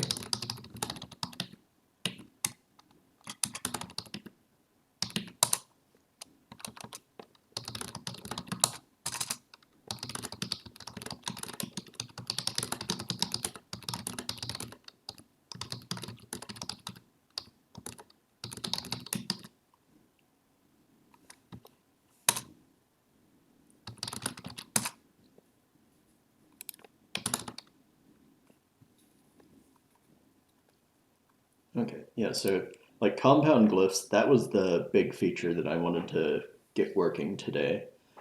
Now I think I'll spend the rest of the stream just fixing up some technical debt. Like I've added a lot of to-do notes for myself, including today. So I want to address at least some of the ones that we did today. Like for this, did I?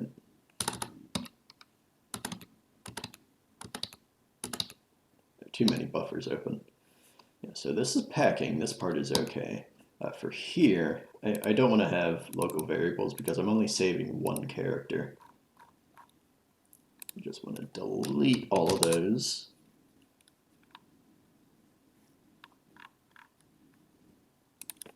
And then I don't need any of this.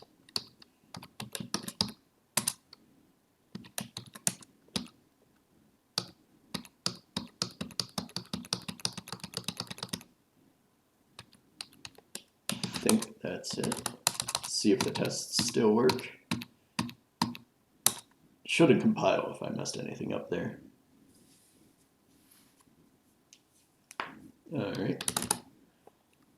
I'm not sure about the n nearest integer rounding because that's actually going to change my tests.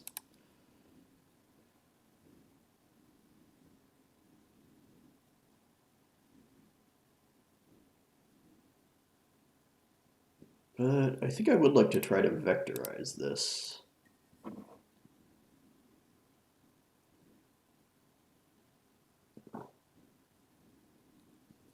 Yeah, because if we do this in one line, it should be okay. If you do this as 2 lines without a temporary variable xp, you're going to get the wrong answer because you change x and then x goes into the second line. So then you're going to get the wrong value for y. But if I do this as a vectorized instruction, it should be fine.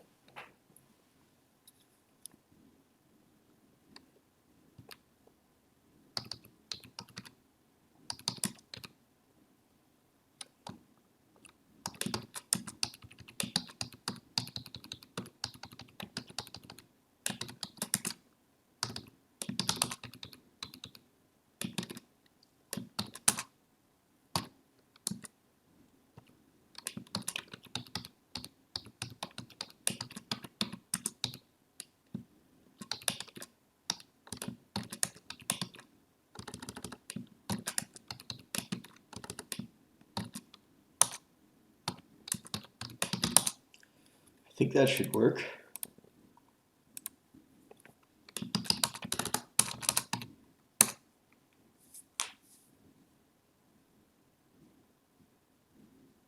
Cool. That was easy.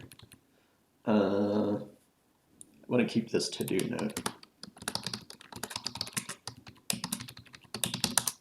because we have like doubles here that are multiplied by integers, and at the end, currently I think it's just doing truncation rounding, but I want to round this to the nearest integer, and I want to do that here too, but that's going to change my tests. So I don't want to do it yet.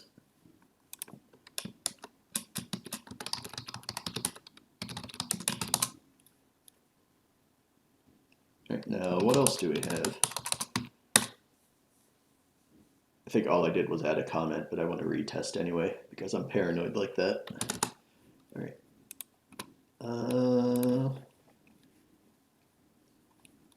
This comment is in the wrong place. This should be here.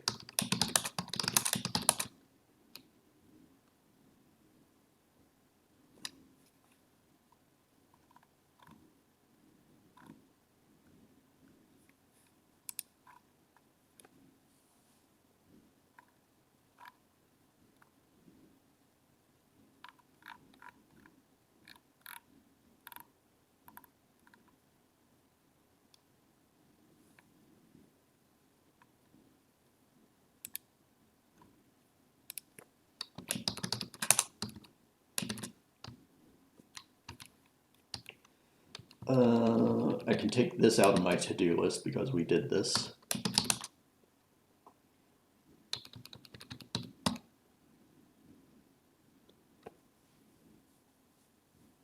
I think I'm not using arg1 and arg2 in the structure. I have local variables arg1 and arg2. I can delete most of these comments. I actually don't know what the hell these are supposed to do. So these are errors because I might not have a font that does this, so I have no way to test this. Yeah, I can delete this.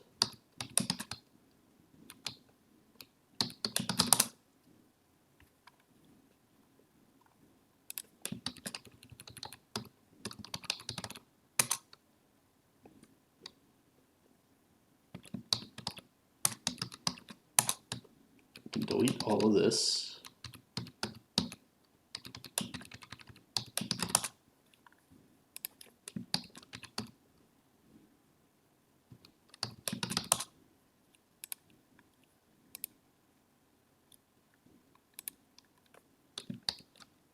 I don't need temporary variables here, like m naught and n naught.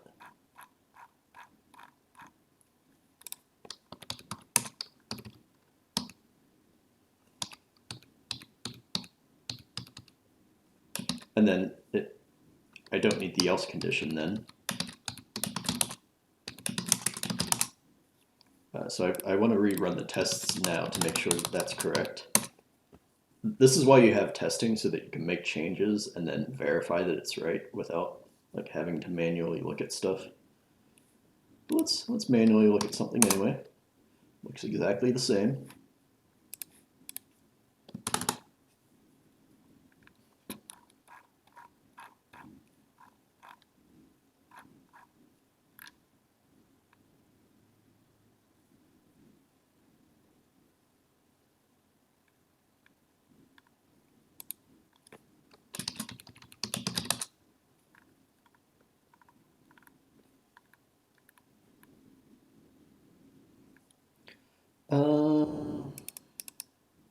That sounds like a lot of work. Not sure if I want to do that yet.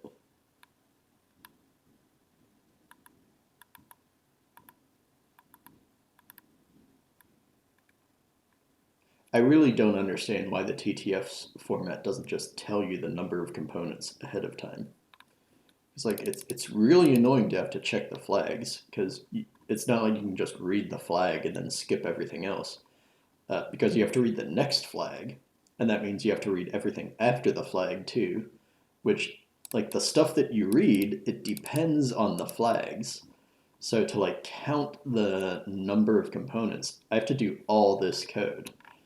And I either have to copy and paste this, or I have to make like a subroutine which will like count it on the first call and actually save it on the second call.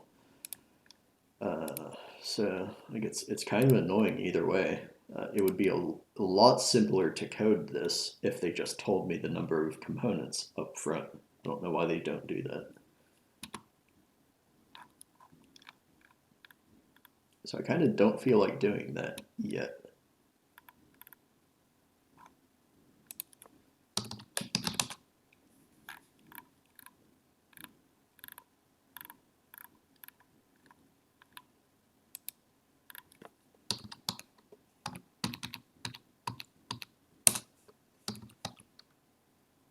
Okay, arg1 and arg2. I think I can delete these because I have local variables here.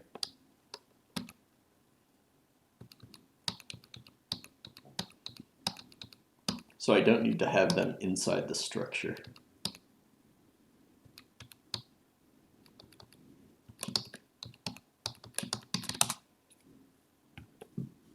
Do I need the flags? Not really sure if I need to save the flags, because you need to use the flags while you're parsing things. But yeah, like once you have the transformation is every option unified into one transformation format. It's like, I don't think I really need to know the flags when I'm drawing the glyphs. I only need the flags to read the glyphs, and then I don't think I need to save them.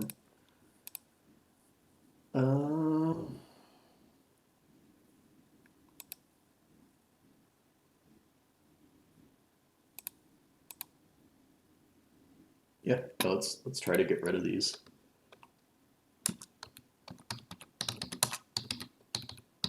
But I have to be careful not to delete these flags, because these are part of a different struct.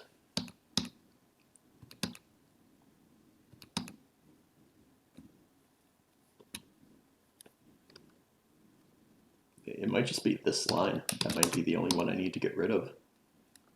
And then the compiler should tell me if I need to fix anything else.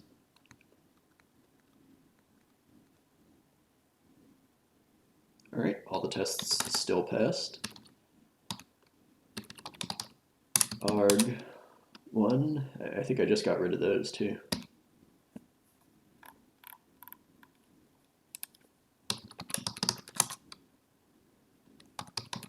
Oh, and flag, I have this thing called flag4, don't know if it needs to be 4 bytes. Let's see what happens if I change it to 2 bytes.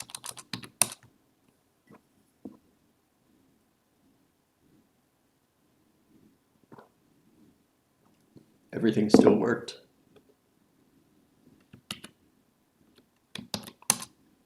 Let's look at a different test image. Let's look at Computer Modern. Let's look at Ubuntu. I don't think we looked at Ubuntu today. Yep, that looks okay.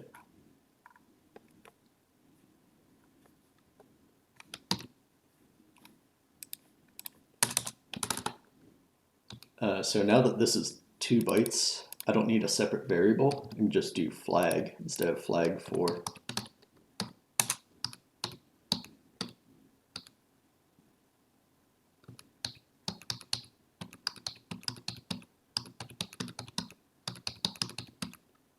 Probably should have done a search and replace, but like,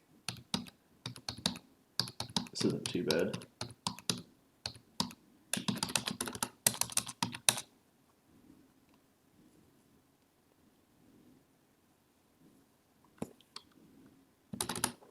Okay, that worked.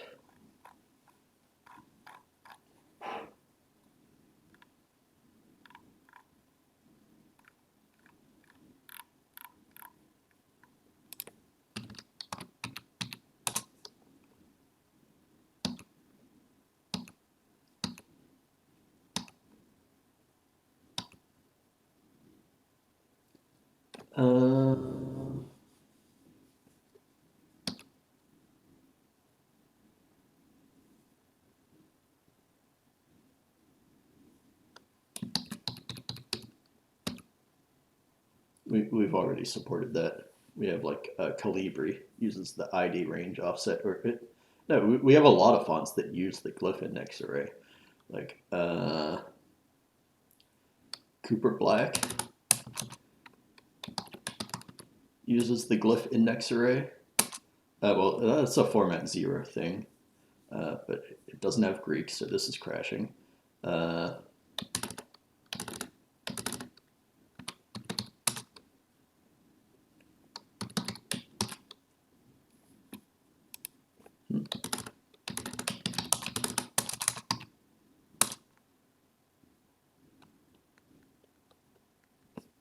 There we go, 622, that's where it crashes. So we should have checks here that this doesn't overflow, because for CMAT format 0 only supports 1 byte code points, so that's up to 255. So if you have anything above that, it's not going to work.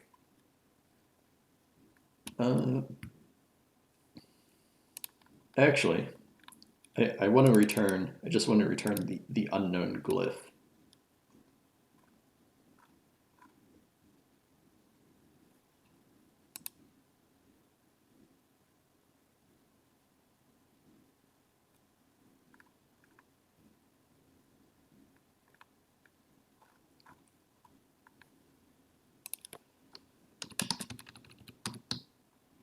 So it shouldn't crash.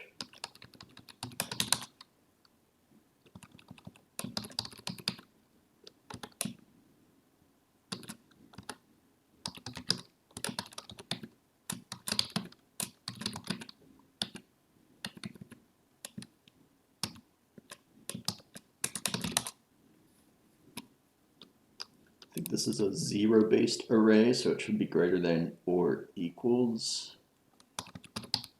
Actually, what we should do is check the upper bound instead of the size of the array. Does this need to take the dimension? This might need the dimension, or maybe it just works for rank 1 arrays. Yeah, I think that needs the dimension. Oh, no? Just needed a then. I always forget the then.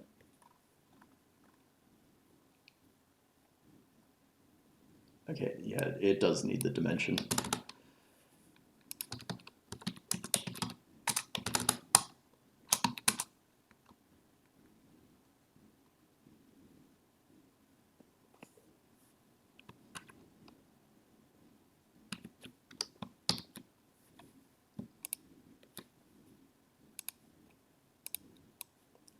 should have a bunch of unknown glyph indices.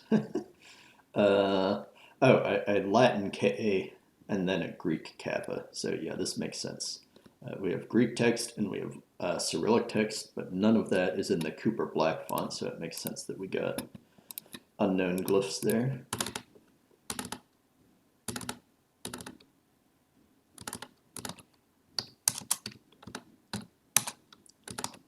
Clean up some of my buffers.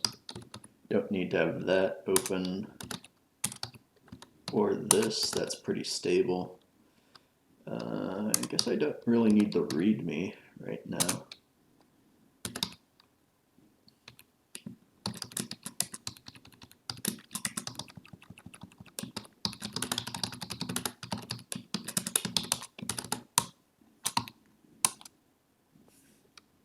Do we have an italic Cooper Black? No, we just have one Cooper Black style. I don't know how italic fonts work when you don't have a separate TTF file for the italic version. I don't know if I can just like skew all of my coordinates a little bit and make it italic like that. Yeah, I don't have Microsoft Word, so I can't really test that. And then I could try like Google Docs, but I don't know if Google Docs has Cooper Black. Chrome is kind of slow, so I'm not going to bother trying it right now. Anyway, we should have text here now. Yeah, this is the Cooper Black font.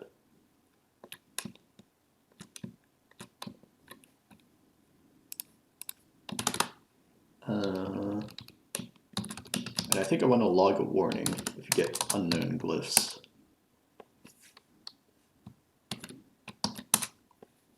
Yeah, so these are unknown glyphs. There's no Cyrillic in the Cooper Black font. So I have errors. This is the wrong file. Yeah, so I have errors which are colored red. I think I want like a magenta colored warning. Because when CMake has warnings, it uses this. Is that magenta? I don't know, maybe it's like purple. I think I need to look up the ANSI escape code for this. Because I have red, but I have red and green, but I don't have like any type of magenta or purple.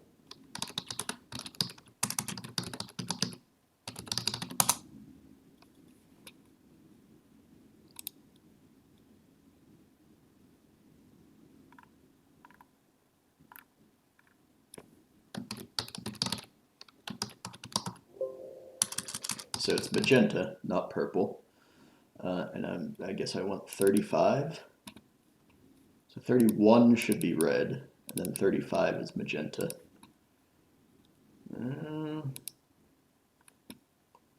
Maybe I want it to be bold. So bold red is 91 instead of 31. Hey, what's up, Fern of Sigma? Welcome back to the stream. I'm still working on fonts. I did the major feature that I wanted to do today, which is compound glyphs. That's when you have like the dot of an I. Like I has this part of the I, at least the lowercase I, and then it has a dot above it, so that's a compound glyph in some fonts, where they have like this as one glyph and this as a separate component of a compound glyph. So I already did that today. Now I'm just like wrapping up some tech debt. In this font, for example, this is Cooper Black. It only has Latin characters. So when I try to typeset anything like Greek or Cyrillic or in a non-Latin script, it gets these unknown glyph indices. And I would like to log a warning for that, because right now it just says it's drawing the string and it pretends like everything is fine, but everything is not fine. And I want to color code this, so I have like color coded green and I have color coded red for error messages. I forgot, why are you writing a font render? No reason, just for fun. There's no good reason to do this. There are already plenty of good libraries for working with fonts. And there's definitely no reason to do this in Fortran, so I'm just doing it for fun.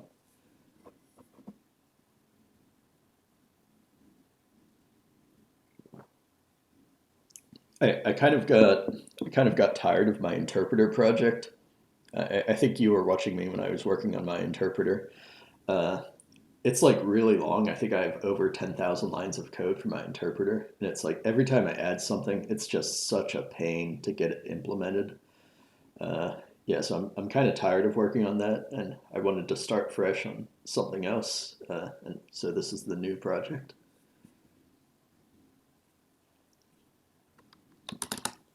So magenta, I think it should, if I want like bold, bright magenta, I think it should be 95.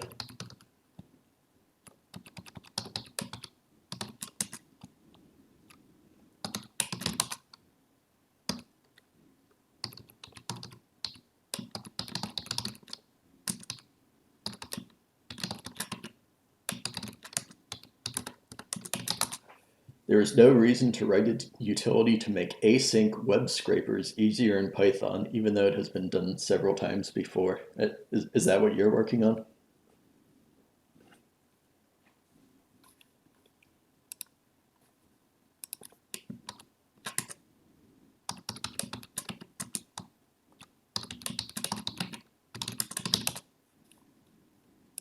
So I think this is how I want my warnings to look like. Let's see if this works. Yeah, that sounds like a cool project.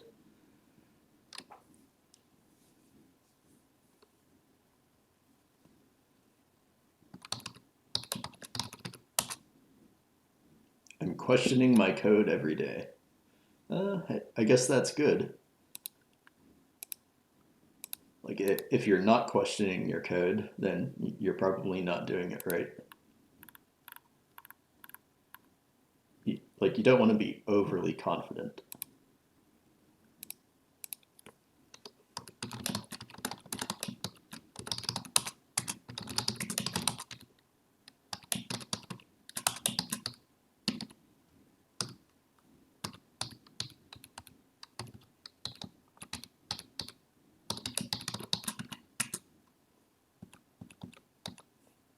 What do they call this thing?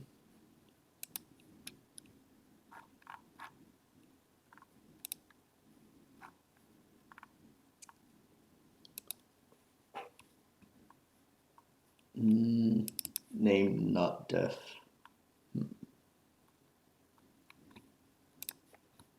I think there's some terminology for this.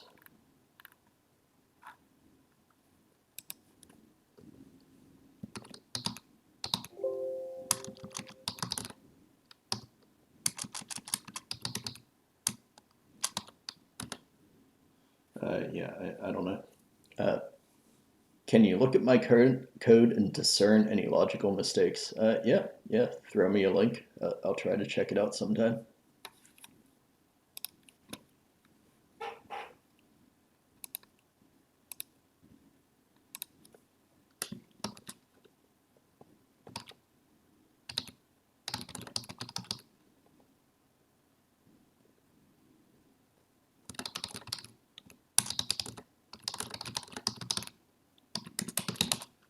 So I might want to change this error message later to like give the actual character and like the Unicode code point for that character. But for now, at least I can have a warning instead of nothing.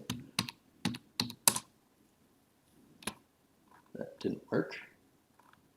That really, I think I have an idea of what I did. Yeah, I need a comma to separate these things, and I need an ampersand to continue the line.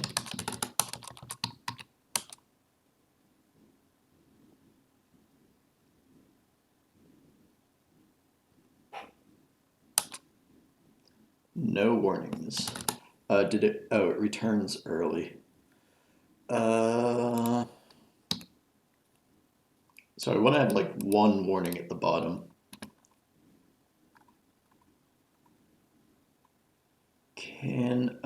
I wonder if I can exit to get out of the select case.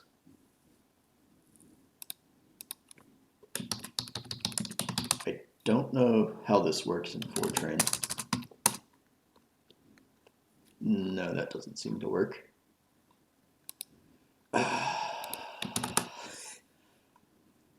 Do I have to, are you going to make me use goto here? Because I don't want to return from the function. I don't want to return from the subroutine or function. I want to like go to this. And like if there's not any way for me to exit the select case construct, which apparently I can't use exit, then I think I have to literally use goto. I'm sure other people have asked this question.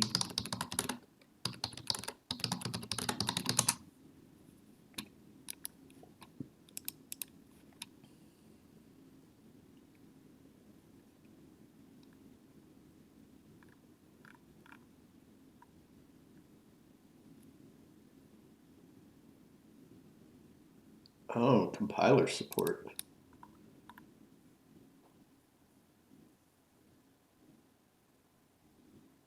Uh,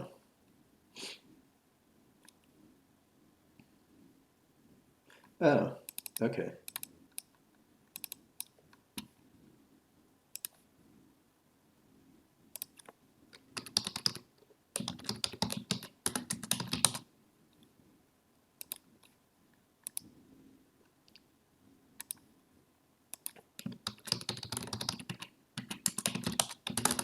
So apparently this is supposed to work, but it might not work in every compiler.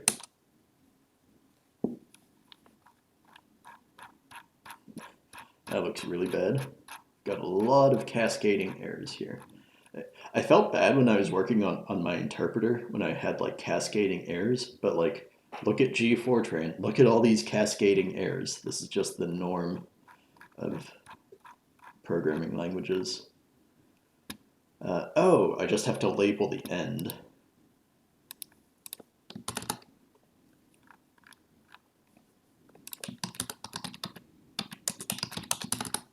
So is that all?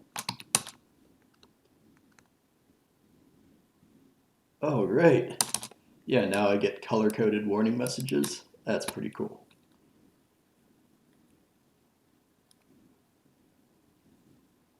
Like, eventually, at least it tells you which string the warning is in. Eventually, I would like to say like the individual characters, because you might typeset like a whole string, which is a mixture of Latin and Cyrillic or something like that.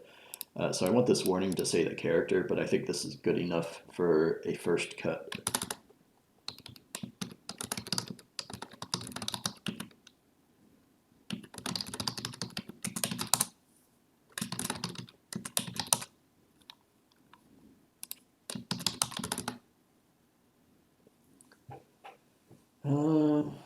I think I might be ready to wrap up the stream soon. Been going for over 2 hours. I've got to eat lunch eventually.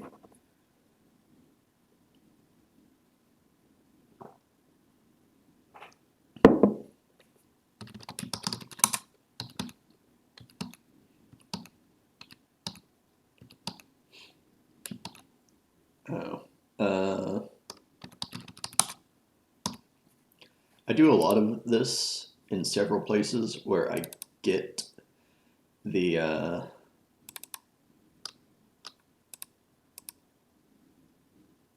where I look up a table by its tag, and then I just jump to the offset of the table.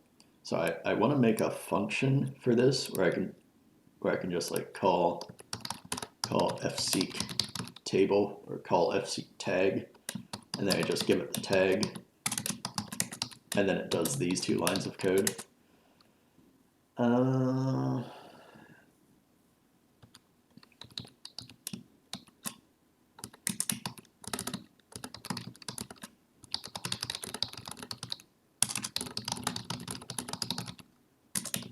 But I don't want to do that now because I do this in a bunch of places, like probably about a half dozen different places.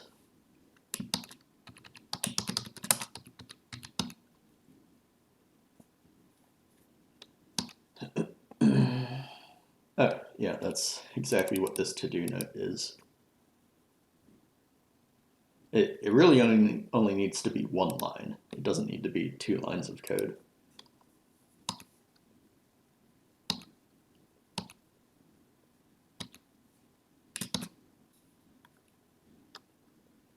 Can I make these things 2 bytes? No. I'm like certain that this will not work in GitHub workflows because I've had this exact error several times before. It might work on this version of this G4 compiler, but not every version. So I'm just going to take out that to-do note.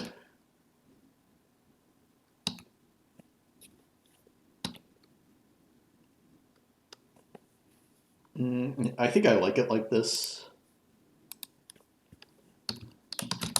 So it's not the drawString function, but the draw glyph function.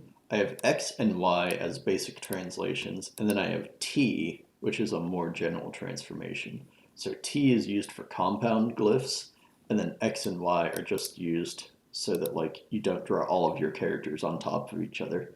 Like this is X translation, and then for the second line, that's Y translation.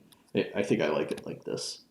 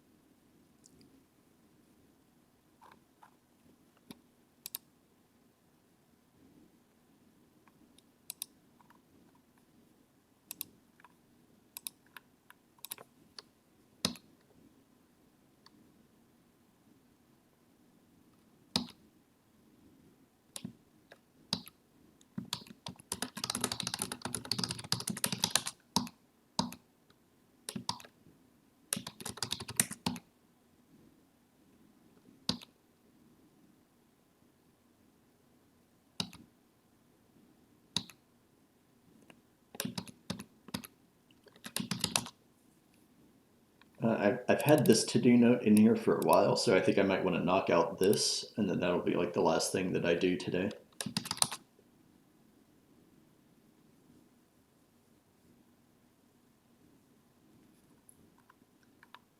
Problem is, I use I and a lot for different bits.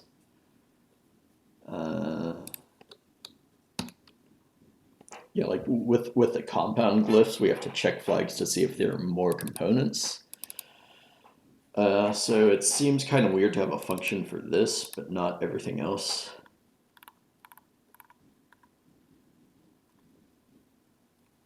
Yeah.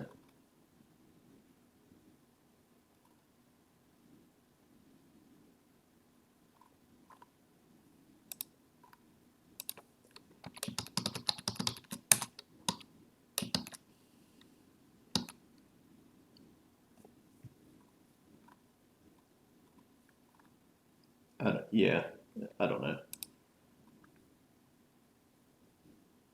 I think I'll leave it as it is. Like it's kind of unreadable, but this is all over the code, so I think you just have to figure it out from context.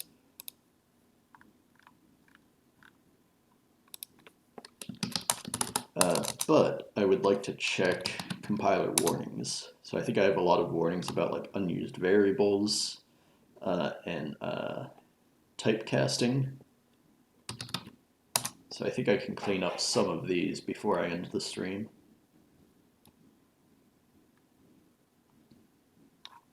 I want to get the unused variables first.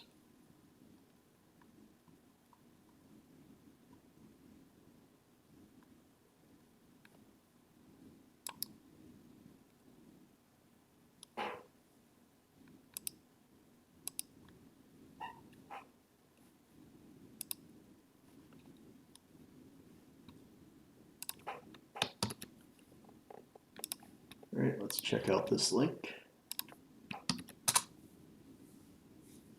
Yeah, I'll take a look at this.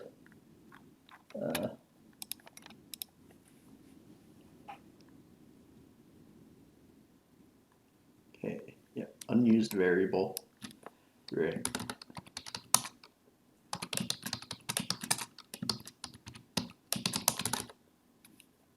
XP and YP has inst and overlap comp.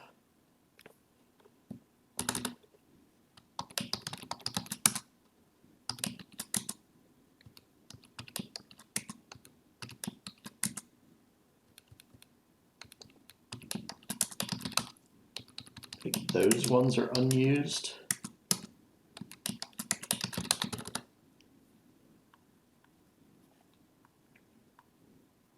Then we have some more in the main program.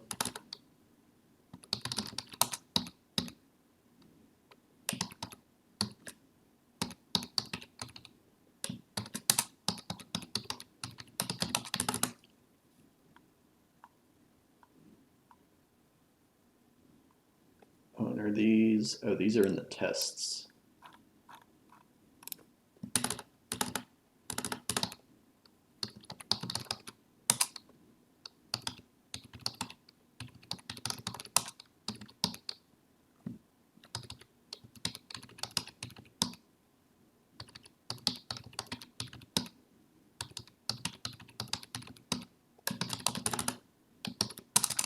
That should help.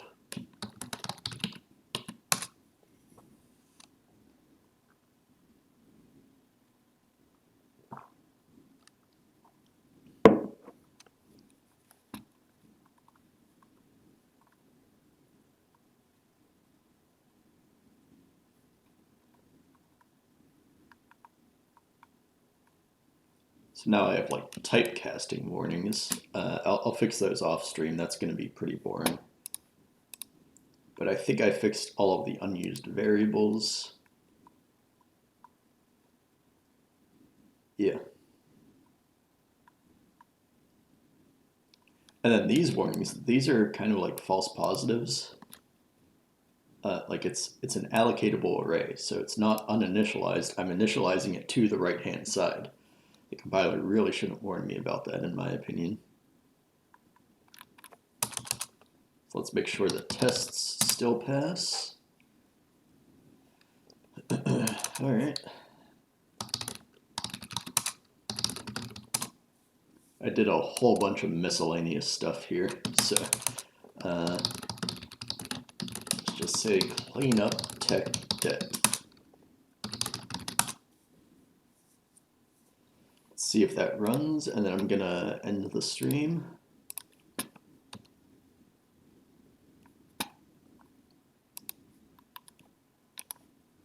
Hopefully it compiles. These things that I just did, they might work on my computer, but they might, yep, they don't work with GNU 11.3 Fortran compiler. So what didn't it like? Okay.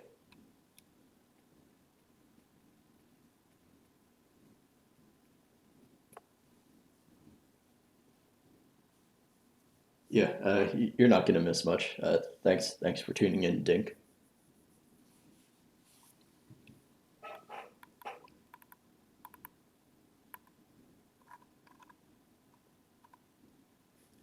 So I think I basically have to undo that part of what I did. So I used to have this variable called flag4, which was like a 4-byte flag.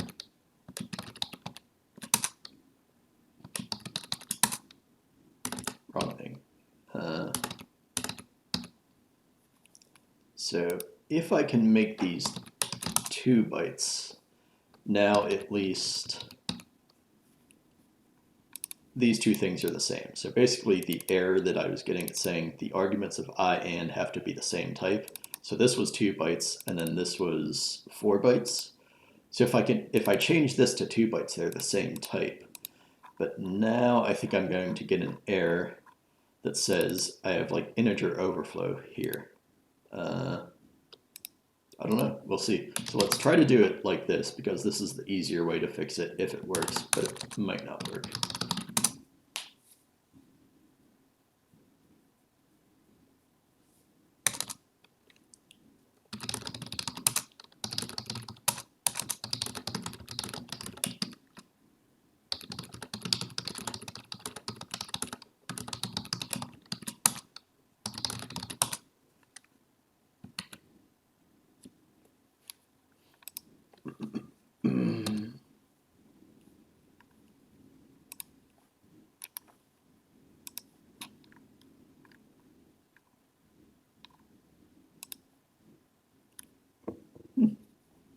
Really? Huh. I'm kind of surprised that that worked. Well, that was easy. I thought I was going to have to revert that, and then it would be kind of a pain because I would have to make these 4 bytes, and then I would have to make this the same type as this thing, so I'd have to go back to flag 4 here, because I'm already using a 2-byte flag for like the simple glyph flags. So I'd have to change some of these flags to flag 4, but not all of them because I'm already using some of them as 2 bytes. Yeah, but it works like this apparently, so that's convenient. Yeah, so I think that's about it for today. Chair got stuck on the carpet. I don't really care to sit around and watch Mac run because it's just installing GCC. So, yeah, this is just still Cooper Black with unknown glyphs. All right, yeah, that's it for today. Thanks to everybody who tuned in, and I will catch you next time.